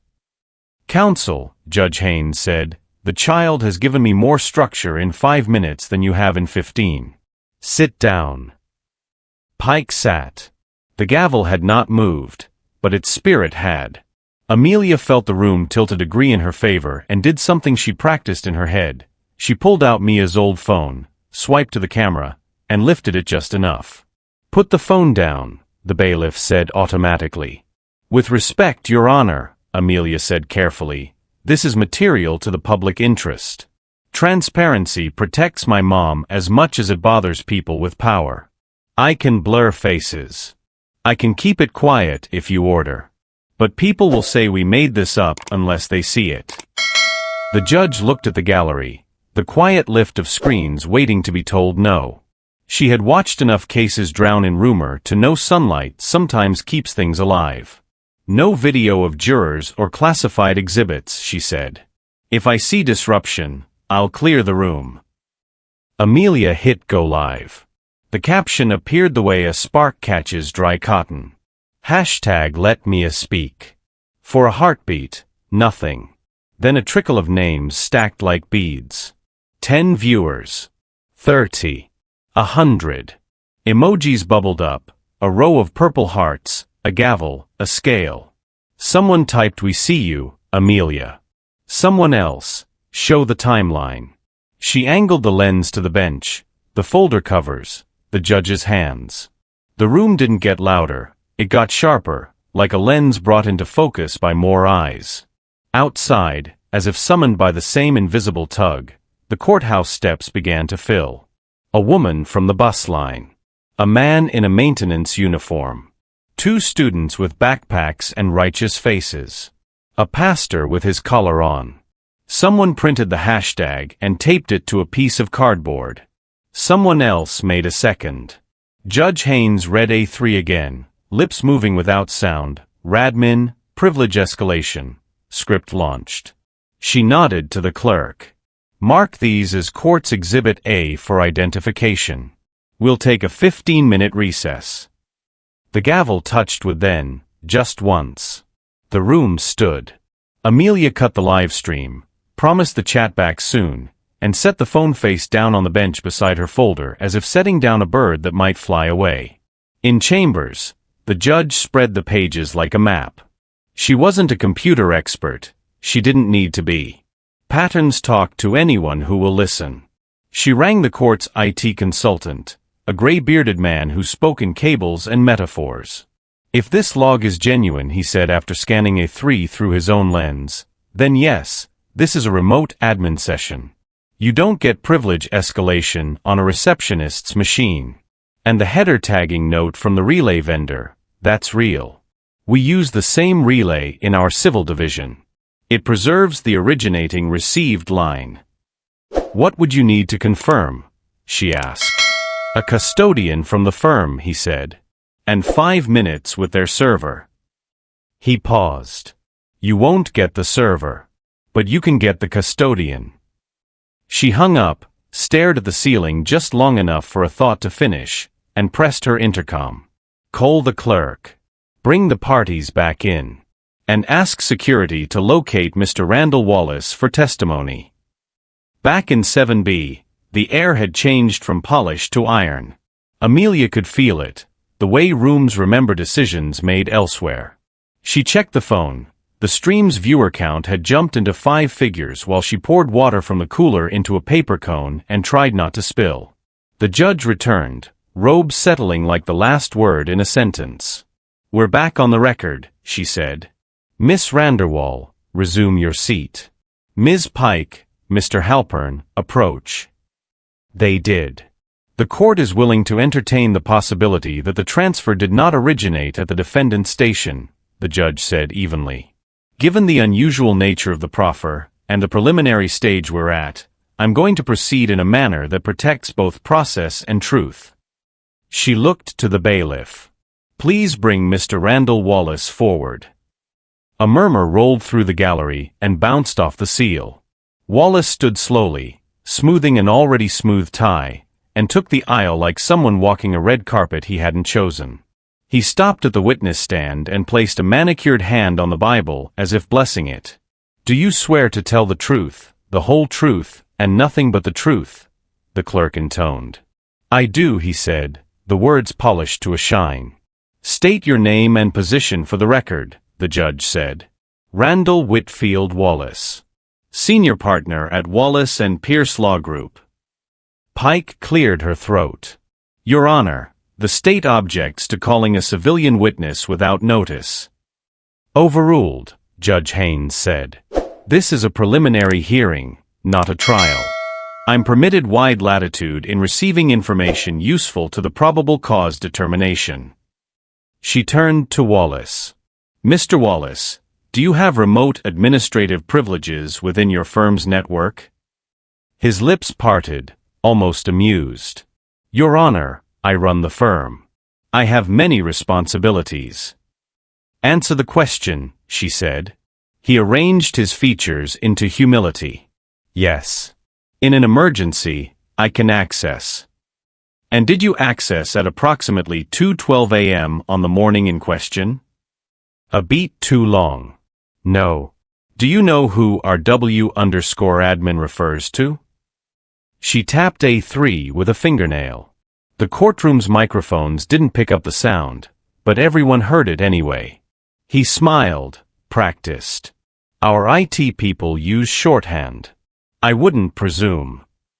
Mr. Wallace, the judge said, voice softening in the way rivers deepen without widening, this is not a cocktail hour. It's a sworn proceeding. If you don't know, say so. If you do, say so. The first bead of sweat found its way past his hairline, hid at his temple. I don't know. From the second row, Amelia watched the cufflink touch return. It wasn't style now, it was signal. She felt the smallest mean thrill, and then she felt ashamed of the thrill, and then she forgave herself because even saints, especially saints, enjoy a well-placed weight on the right side of a scale. Do you have a relative employed by a banking institution in the Cayman Islands? The judge asked. Wallace blinked once. My brother is a regional vice president at a multinational bank. He travels. Is that bank the recipient of regular correspondence from your finance environment? She lifted A4, the relay diagram, the margin note. I wouldn't know, he said. Then you won't mind if we subpoena your relay logs, the judge said mildly. And your camera server custodian. And your network's administrator. My firm has counsel, he said, so smoothly that if it were poured into a glass it would leave no bubbles. We will respond appropriately. In the meantime, the judge said, you will remain. Amelia didn't move. The stream pulsed on her phone with a life of its own, comments stacking like a chorus. We're outside. Hold tight. We believe you. Hashtag let Mia speak. Pike tried one more time to wrap the chaos in procedure. Your Honor, none of this answers whether the defendant is a risk. Ms. Pike, Judge Haynes said, what this answers is whether the state's narrative is the only narrative available. And it is not. She turned to the court reporter. Mark that the court will take a 20-minute recess for in-camera review of the documents. Counsel, you will each receive a copy. Bailiff, hold the witness. The gavel whispered the room into motion again. Amelia cut the stream and sat with her hands folded so the trembling would stop. When the judge returned, her eyes had a different set to them, not softer, not harder, more decided. Back on the record, she said. The court has examined the proffered materials. While authenticity will be formally tested, the timestamps and internal consistency are sufficient to alter the court's view at this stage. She looked directly at Mia. The people's motion to remand without bail is denied. Bail will be set at an amount the defendant can meet with community surety. A sound like a prayer escaping drifted from the second row, Mrs. Ortega's hand to her mouth, Amelia's breath released without permission. Pike stiffened. Wallace did not move at all. Sometimes stillness is strategy. Sometimes it's fear. Additionally, the judge continued, given the indication that access to the firm's systems occurred via remote administrative credentials during the relevant window, the court orders Mr. Randall Wallace to remain available for further questioning and instructs the parties to prepare for examination regarding the origin of the transaction. Subpoenas will issue to the firm's network custodian and to the relay provider. She fixed Wallace with a look that could have scraped old paint. Mr. Wallace, I expect candor. If I detect gamesmanship, I will end it. For the first time since stepping into the courtroom, his smile didn't land where he asked it to. It drifted, uncertain, and then abandoned the attempt. His hand found the cufflink again and missed. The silver flashed, then stilled. Court will reconvene after lunch, Judge Haynes said. We will hear from the witness. As the room emptied, the hallway noise swelled, voices, footsteps, the faucet rush of people. Through the window, Amelia saw the crowd on the steps. Cardboard signs, phones held high, a small sea of faces that had decided belief was a choice they could make. She slipped her hand into Mia's through the rail and squeezed. We're okay, she whispered. For now, Mia whispered back. Keep building. Amelia nodded. The scale in her head tipped another degree. Behind her, Randall Wallace stared at the door as if it might open onto a different building in a different city in a different life. It didn't. His expression, so perfectly arranged all morning, finally cracked. After lunch, Courtroom 7B felt tighter, as if the walls had leaned in to hear. Randall Whitfield Wallace returned flanked by two attorneys in identical navy, one at each shoulder like parentheses meant to contain him. The cufflinks were different now, matte, not silver. The kind of detail people change when they don't want to shine. "Mr. Wallace, remain under oath," the clerk said. Judge Haynes adjusted a stack of papers until the corners aligned. "For the record, the court has received preliminary confirmations from the relay provider that originating headers are preserved. Subpoenas to the firm's network custodian and camera administrator have issued. We proceed." She glanced toward the defense table. "Ms. Randerwall, the court will allow you to pose limited questions through the bench. Speak clearly. I will reframe where necessary." Amelia stood. Her purple dress looked almost formal now, like it had earned its way into the room. She stepped into the aisle with her battered folder and the steadiness of someone who'd practiced walking on a line of curbstones without falling. "Mr. Wallace," she began, voice even, "where were you between 2 o'clock and 3 o'clock on the morning of February 14th? His attorney on the left rose. "Objection to relevance and scope." "Overruled," Judge Haynes said. "Answer." Wallace smiled in a way meant to be patient. "At home. Asleep. Alone." Amelia asked. "My wife was traveling," he said. "Our son was at school." "Did you access your firm's network during that hour?" "No." "Do you routinely have the ability to do so?" "I have emergency credentials," he said, a tad too quickly. "For business continuity." Amelia nodded, as if that answer had been expected. "Who else holds those credentials?" He spread his hands slightly. "IT. Senior leadership. We're a large firm." "Name them," Amelia said. The attorney on his right stood.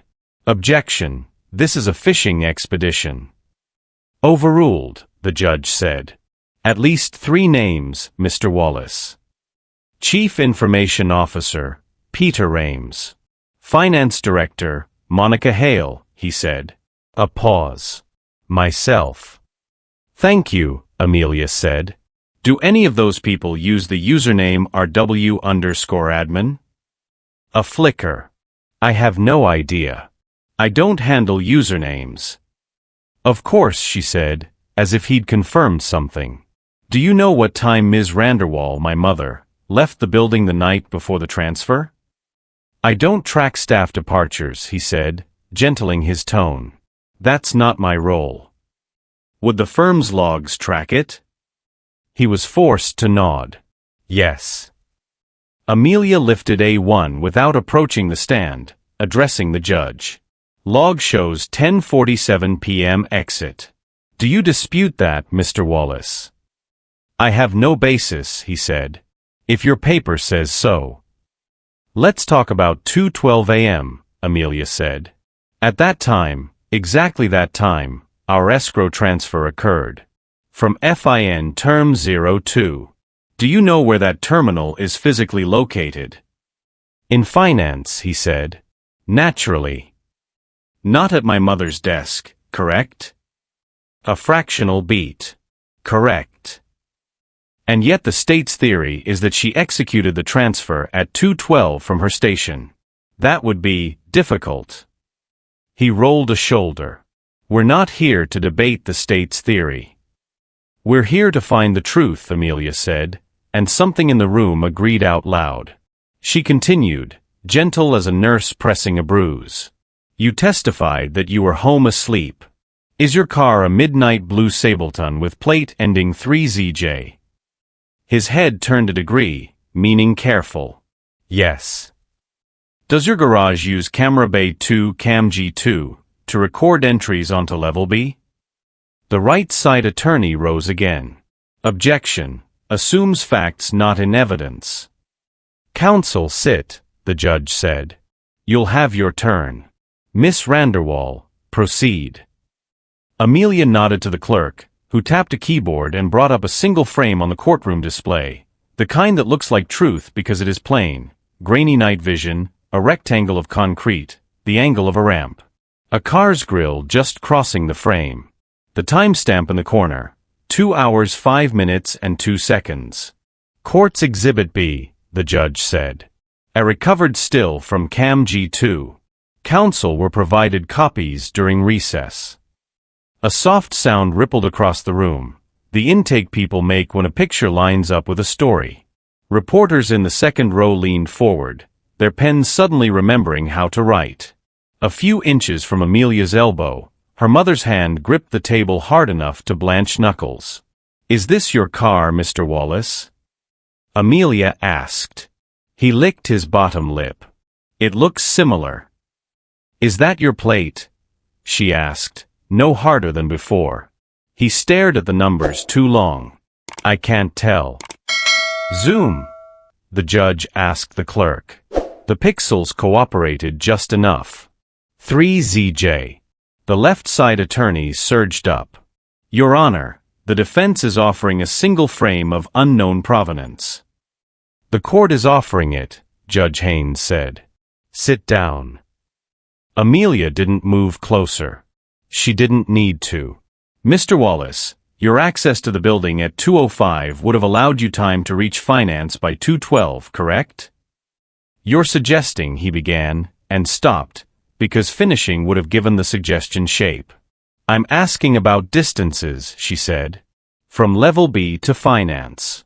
Elevator. Hallway. 7 minutes." His jaw worked. "I don't know." "You know your building," she said softly. "You watch from that mezzanine rail every morning."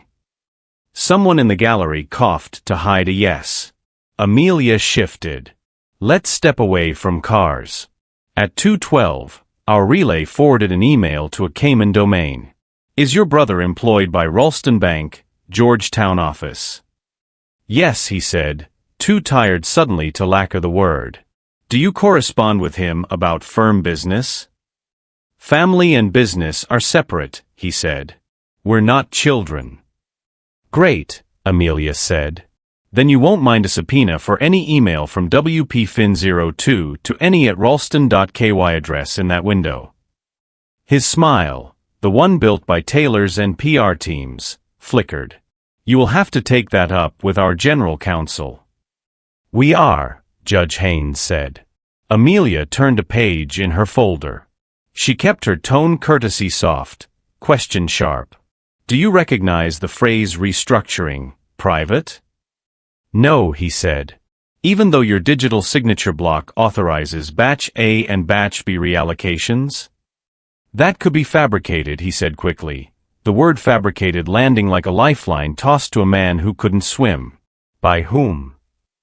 Amelia asked. He stared at her as if the question were rude. "By anyone with ill intent." "Would the firm's network custodian be able to verify the origin of those signature blocks?" she asked the judge. "Yes," the judge said. "Would the relay provider be able to verify the originating received line of emails from that hour?" she asked. "Yes," the judge said again. "Would the garage camera's maintenance cache be able to show additional frames around 2:05? The judge's eyes slid to the clerk. "We're working on it." Amelia let the threads form their own braid. "So the only person asking us to trust words alone is you, Mr. Wallace." He didn't answer. The left side attorney began, "Your Honor." "Counsel, if you stand without something new to say, I'll have you sit for contempt," Judge Haynes said, silk gone, steel showing. Amelia reached into the folder and brought out a printed email header snippet. Nothing glamorous, no dramatic subject line, just the bland skeleton of a path. "Your Honor, for the record," she said, addressing the bench, "the relay provider has confirmed that in their system, the received, from tag shows internal host names. This example," she held up the page, "is a sample from their documentation. The point, when we obtain the actual header from 2:12, we will know exactly which machine initiated the message." Duly noted, the judge said. Mr. Wallace, Amelia continued, turning back, do you deny that your credentials could initiate a remote session labeled RW_admin? My credentials are protected, he said. We have controls. Controls like cameras that forget to delete the 1 minute that matters, she said mildly. A rustle of laughter moved like tall grass. The judge didn't gavel. She looked at Wallace instead, and the look was gavel enough. Sweat had gathered now in the shallow above his lip. He lifted a hand to his forehead, then put it down, remembering men like him do not wipe their faces on the stand. You're implying I stole from my own clients, he said, voice lowering, the velvet turning to something rough. Do you understand the gravity of that, little girl? Amelia didn't blink. I understand gravity makes all of us fall at the same speed, she said. Even people on mezzanines. The gallery broke. The bailiff barked order, but he was smiling when he said it, and the smile took the sting away. Wallace's right-hand attorney leaned in. Do not answer further, he whispered. Invoke counsel. Your Honor, Wallace said, louder now, trying to reclaim height, I will not be badgered by a child.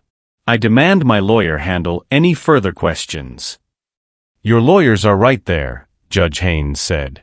I allowed Miss Vanderwall to pose limited, relevant questions. She has done so.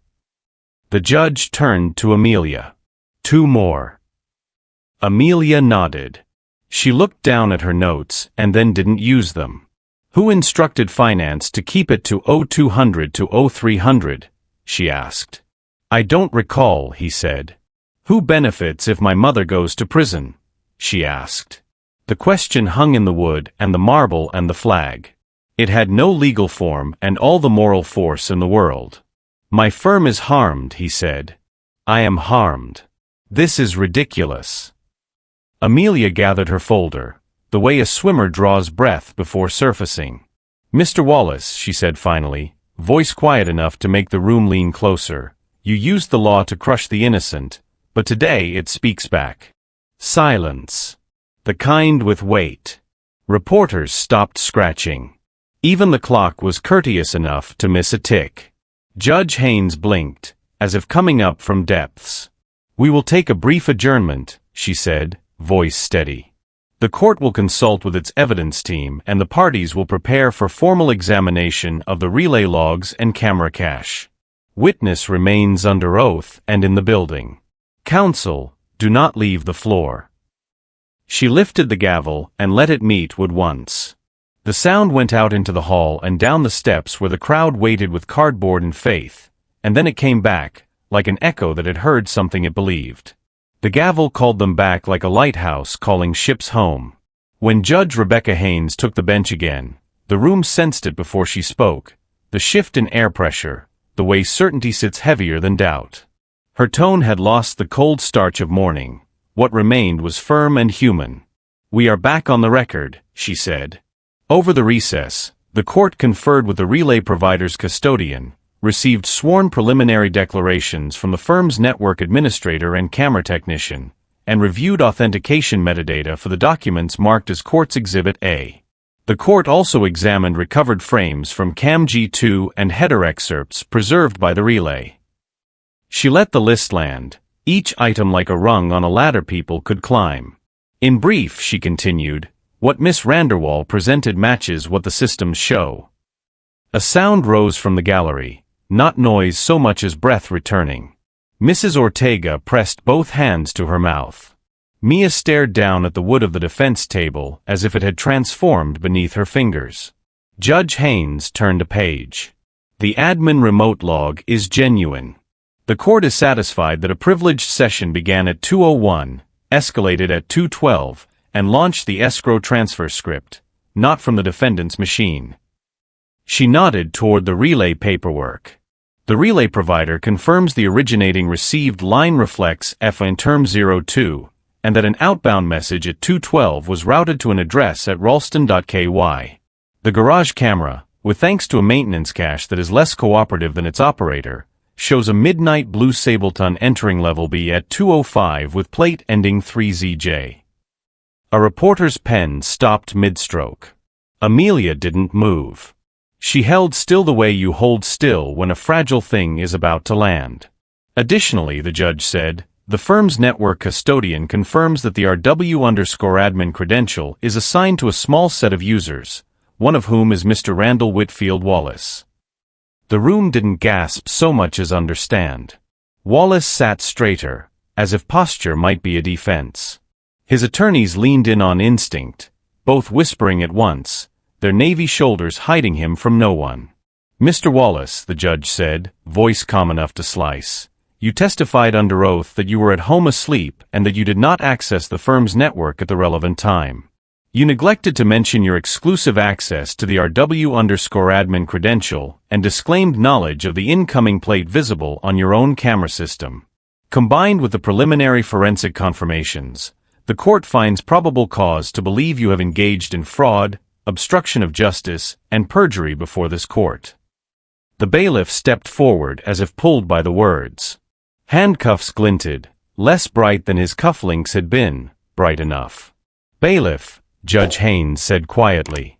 Take Mr. Wallace into custody. The gallery erupted, not chaos, but something like release. Outside through the high windows, chanting rose from the steps, the rhythm of a name turning into a promise. Mia. Mia. Let Mia speak. Phones bobbed like lanterns. The hashtag Amelia had typed with a shaky thumb, hashtag Let Mia Speak, rolled across screens in white letters and purple hearts. Wallace stood, or tried to. The room saw a man who had never been stopped discover what stopping felt like. Sweat at his temple. The small refusal of his mouth. The lawyer to his right began a protest. Your Honor, this is outrageous, and the judge's gaze ended at mid-sentence. Mr. Wallace will receive all rights afforded to any defendant, she said. That includes the right to counsel. It does not include the right to continue misleading this court. The sound of cuffs closing is quicker than TV teaches. 2 clicks, a breath, and the future changes direction. Amelia felt her knees threaten to soften. She reached for the back of the bench in front of her and touched wood that had seen 1,000 days like this and none like this. She thought of the copy room light, the coins on a paper scale, the way 1 extra penny tilts everything. Judge Haynes turned to the tables. Ms. Pike, in light of the court's findings and the unrebutted indications that exculpatory material was available within the complaining firm's possession, do the people still seek to remand Ms. Randerwall? Pike stood. For the first time all day, the prosecutor's certainty looked like a coat a size too big. No, Your Honor, she said, steadying. The people withdraw the motion to remand. We consent to release. Mr. Halpern, the judge asked. The public defender seemed younger now, as if having been told a truth he hadn't planned for made room for something better.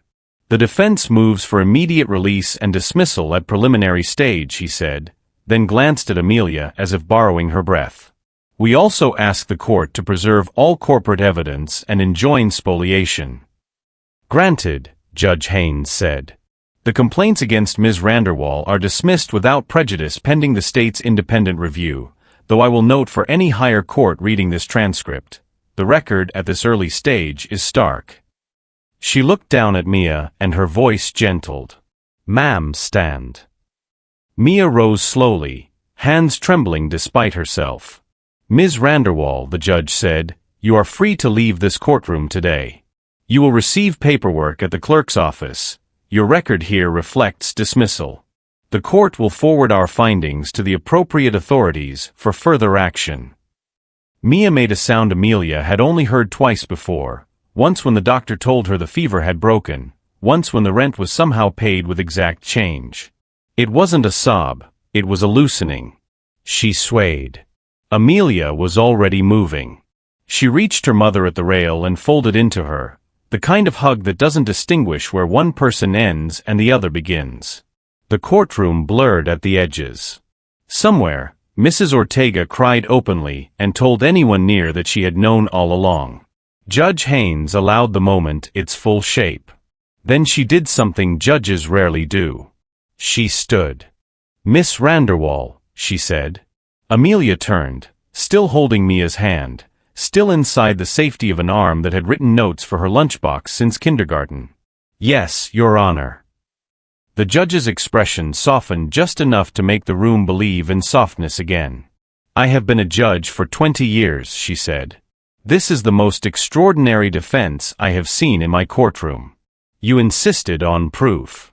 You insisted on process. You did so with courage, clarity, and respect for the law, even when the law was not inclined to respect you back." The gallery, press, public, strangers who felt like neighbors, rose without being told to. Applause started and had to be waved down because courts are not theaters even when the scene is perfect. "Let the record reflect," the judge added, a wry smile touching the edge of her mouth, "that the minor citations were accurate." Laughter, warm, brief, moved across the pews. Amelia felt her face heat and didn't mind. Embarrassment was a small price for a life returned. On the desk, Mia's old phone vibrated. Amelia flipped the stream back on without thinking. The viewer count leapt 100K, 140K, 190K, then crossed 200,000 like a finish line and kept going. Comments stacked, a flood of small sentences that together felt like a chorus. "We saw it. We believe you. Justice for Mia. Teach us the rule numbers. Hashtag let Mia speak." She tilted the phone toward the bench. Judge Haynes didn't scowl, didn't preen. She simply nodded once at the camera, an acknowledgement that the public had a place in this record, and looked back to the lawyers. "Ms. Pike," she said, returning to the work. "The court expects your office to open an independent inquiry into the firm's internal controls, with particular attention to remote administrative access, retention of surveillance, and disclosure practices. I will enter an order preserving electronic evidence and direct the clerk to notify supervisory authorities." "Yes, Your Honor," Pike said, and if there was relief in her voice at being pointed at the truth instead of away from it, no one begrudged it. The bailiff guided Wallace toward the side door. As he passed the second row, he glanced, one reflexive sweep that landed on Amelia. It did not carry the contempt of mourning. It carried the baffled comprehension of a man learning that systems he thought were tools could also be mirrors. Amelia didn't look away. She didn't gloat. She thought of pennies and scales and a sentence from a book she'd copied months ago. "Justice is the constant and perpetual will to render to each his due." She didn't know Latin, but she understood the weight of a promise. The judge tapped the stack of exhibits. "Counsel, check your copies against the originals with my clerk. Mr. Halpern, escort Ms. Randerwall to processing for her release paperwork." "Miss Randerwall," the judge added, looking to Amelia, "one last instruction." Amelia's heart hit the wood once. "Yes." "Keep your notes," the judge said. "Someday you may want to read them again. Or show them to someone who needs them." "I will," Amelia said. They made their way into the corridor and then down the long stairs that felt more like a climb than a descent. Outside, the day had turned bright and loud. The crowd saw them and the sound swelled, the kind that makes geese lift from water, the kind that lifts people too. Signs lifted. Phones rose. A TV camera found a better angle and then a better one. Mia squeezed Amelia's hand, squeezed too hard, let go, and then pulled her close again. "You did it," she whispered. "You did it, baby." "No," Amelia said, breathless and sure. "We did." A woman with a microphone asked for a statement. Amelia shook her head and then remembered the little girls watching on living room screens where parents were moving bills from one pile to another. She turned the phone back toward herself and spoke to the red. "My mom is free," she said, voice steady over the noise. "We didn't have power.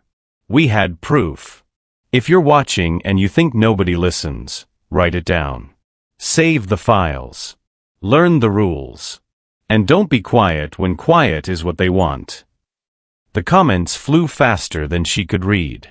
Somewhere in the throng, the pastor began a hymn too softly to carry. People hummed anyway, because joy doesn't always need melody. Back inside, Judge Haynes signed the dismissal. She stood for a long moment at the bench after the courtroom emptied, hand flat on the wood. Her clerk, a careful woman with a precise pen, glanced up. "You okay, Judge?" "I am," Haynes said, and then, because honesty had been the currency of the day, added, "I will be." At the bottom of the steps, Amelia and Mia reached the last patch of shadow before the sun spilled across the plaza. Amelia felt the heat on her cheeks and the weightlessness that comes after carrying a stone for too long. She turned to her mother and said the only sentence that mattered now, the one the whole day had been clawing toward, the one that sounded like a bell rung over a city. "Your mother is free." By morning, the city had learned a new rhythm, pinging alerts, scrolling headlines, a chorus of anchors practicing Amelia's name. The clip of the gavel and the soft "you are free" looped on televisions in laundromats and living rooms and little phone screens clutched in bus aisles.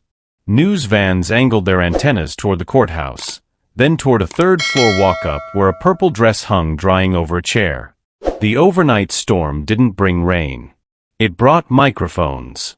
"Amelia, one question. How did you know the rule number?" "Miss Randerwall, who taught you to read logs like that?" "Amelia, are you going to be a lawyer?" She answered what she could from the stoop, one hand in Mia's, Mrs. Ortega flanking like a cheerful bodyguard. A few reporters tripped on their own outrage. One asked whether Mia regretted working for the people who tried to bury her. Mia listened to it all with the patience of a woman who had ironed shirts for other people's meetings. "I regret nothing that fed my child," she said simply. "I regret the lies." When a boom mic leaned too close, Amelia took the mic flutter that wasn't for her and made it hers. She raised her chin so every camera could catch it. "When you're poor," she said, steady and sure, "your only weapon is knowledge." The line traveled like a seed that already knew what kind of tree it wanted to be. Someone painted it on cardboard by noon.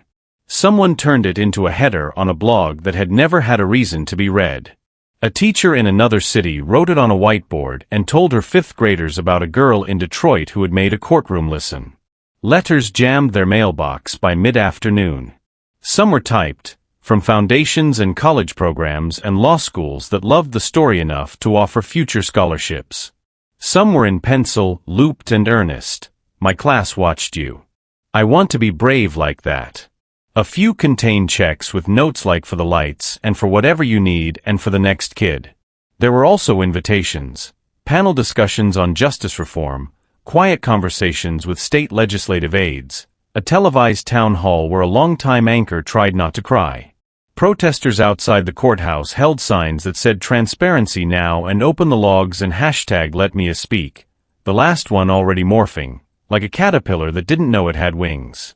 Through it all, Amelia did algebra and took out the trash and double-knotted her sneakers. It wasn't humility, it was schedule. She had a science quiz. Justice would have to share. On the third evening, when the cameras softened their lights and the noise remembered how to be quiet, there was a knock at the door, for measured taps. Mia wiped her hands on a dish towel and opened it to find Judge Rebecca Haynes on their worn threshold in a navy blazer and humility that didn't act like a headline. "May I come in?" the judge asked. "Always," Mia said, and meant it in a way people don't always mean it when they say it to power. They sat at the kitchen table alongside the radiator that had decided to work again. The judge did what she hadn't done in court, looked around like a person. She noticed the paper crowns taped to the fridge, the scale on the bookcase, the notebook with the corners curled back. She noticed the way Amelia watched, curious but not starstruck, ready to listen with the same attention she brought to reading logs. "I have something to tell you," Judge Haynes said. "And something to ask." Amelia's pencil hovered over her homework. She set it down. "The court has no right to create policy," the judge continued. "But people do.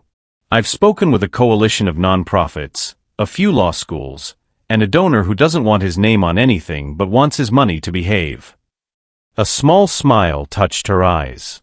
"We'd like to start a program, legal education and support for children of the wrongfully accused. Mentors, emergency stipends, tech access, a rapid response team to preserve digital evidence when it's about to vanish." She looked from Amelia to Mia. If you're willing, we want to name it after the person who taught the rest of us how to weigh a penny. Mia's hand went to her mouth. Amelia didn't move. Names weren't crowns. They were promises. The Amelia Initiative, the judge said. If you say yes. Silence stood respectfully for a second. Then Amelia looked at her mother. Mia nodded through tears that had waited to be useful. Yes, Amelia said. But only if it helps the kids who don't have Mrs. Ortega across the hall. That's the point, the judge said. We'll start small. We'll learn. We'll listen. And Ms. Randerwall. She turned to Mia. The initiative needs a director who knows how offices truly work. We can offer a salary. It won't be what you deserve.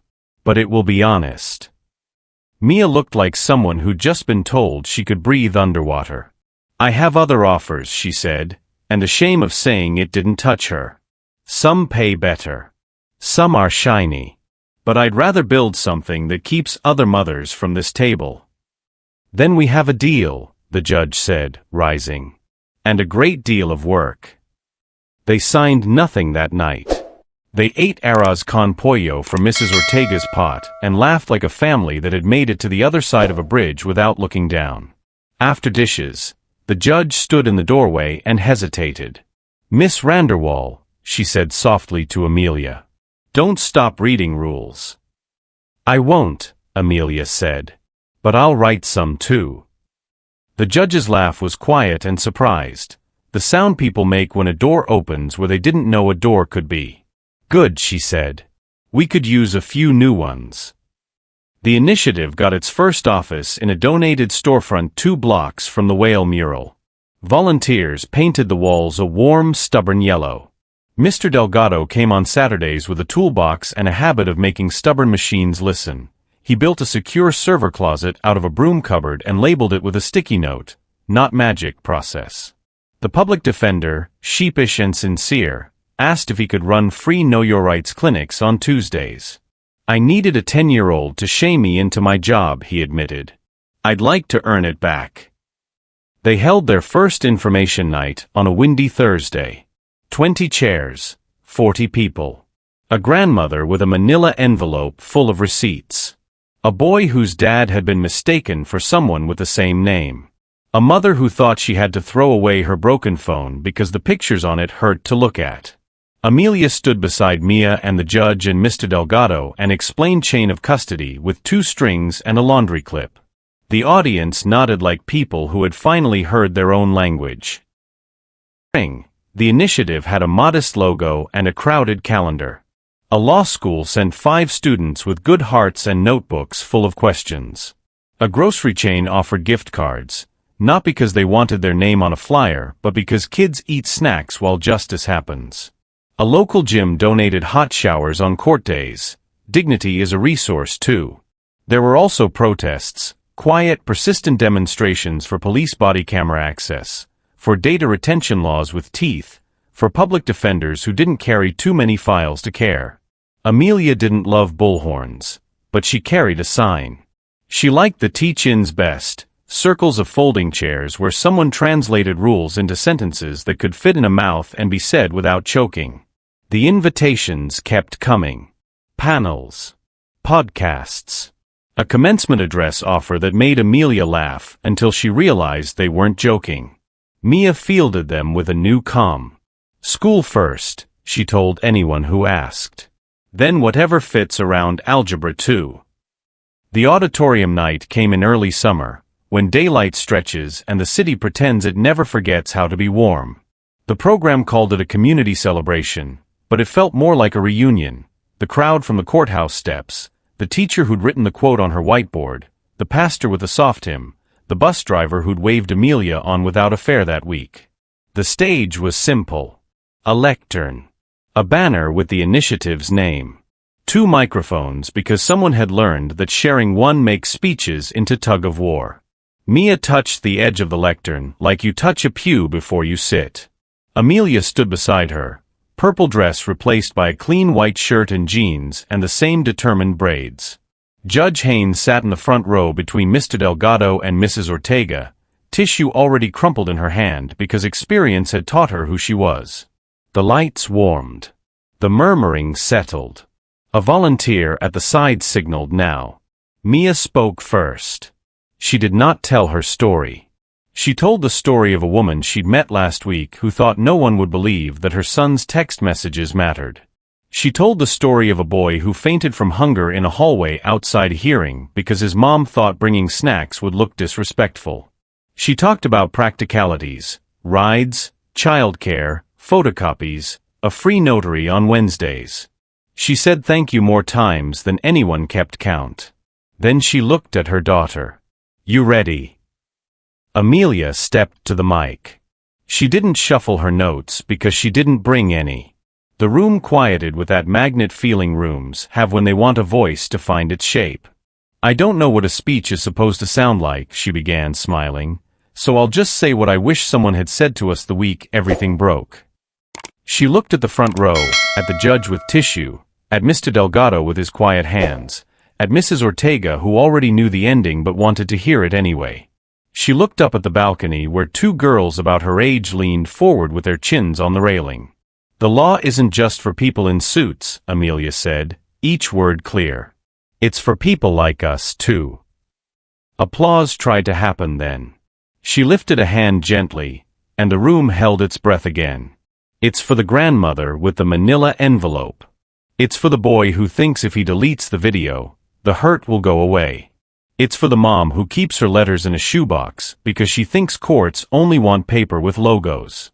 It's for the person who reads the rules at night until the words make sense and then lends the book to someone else. She didn't raise her voice.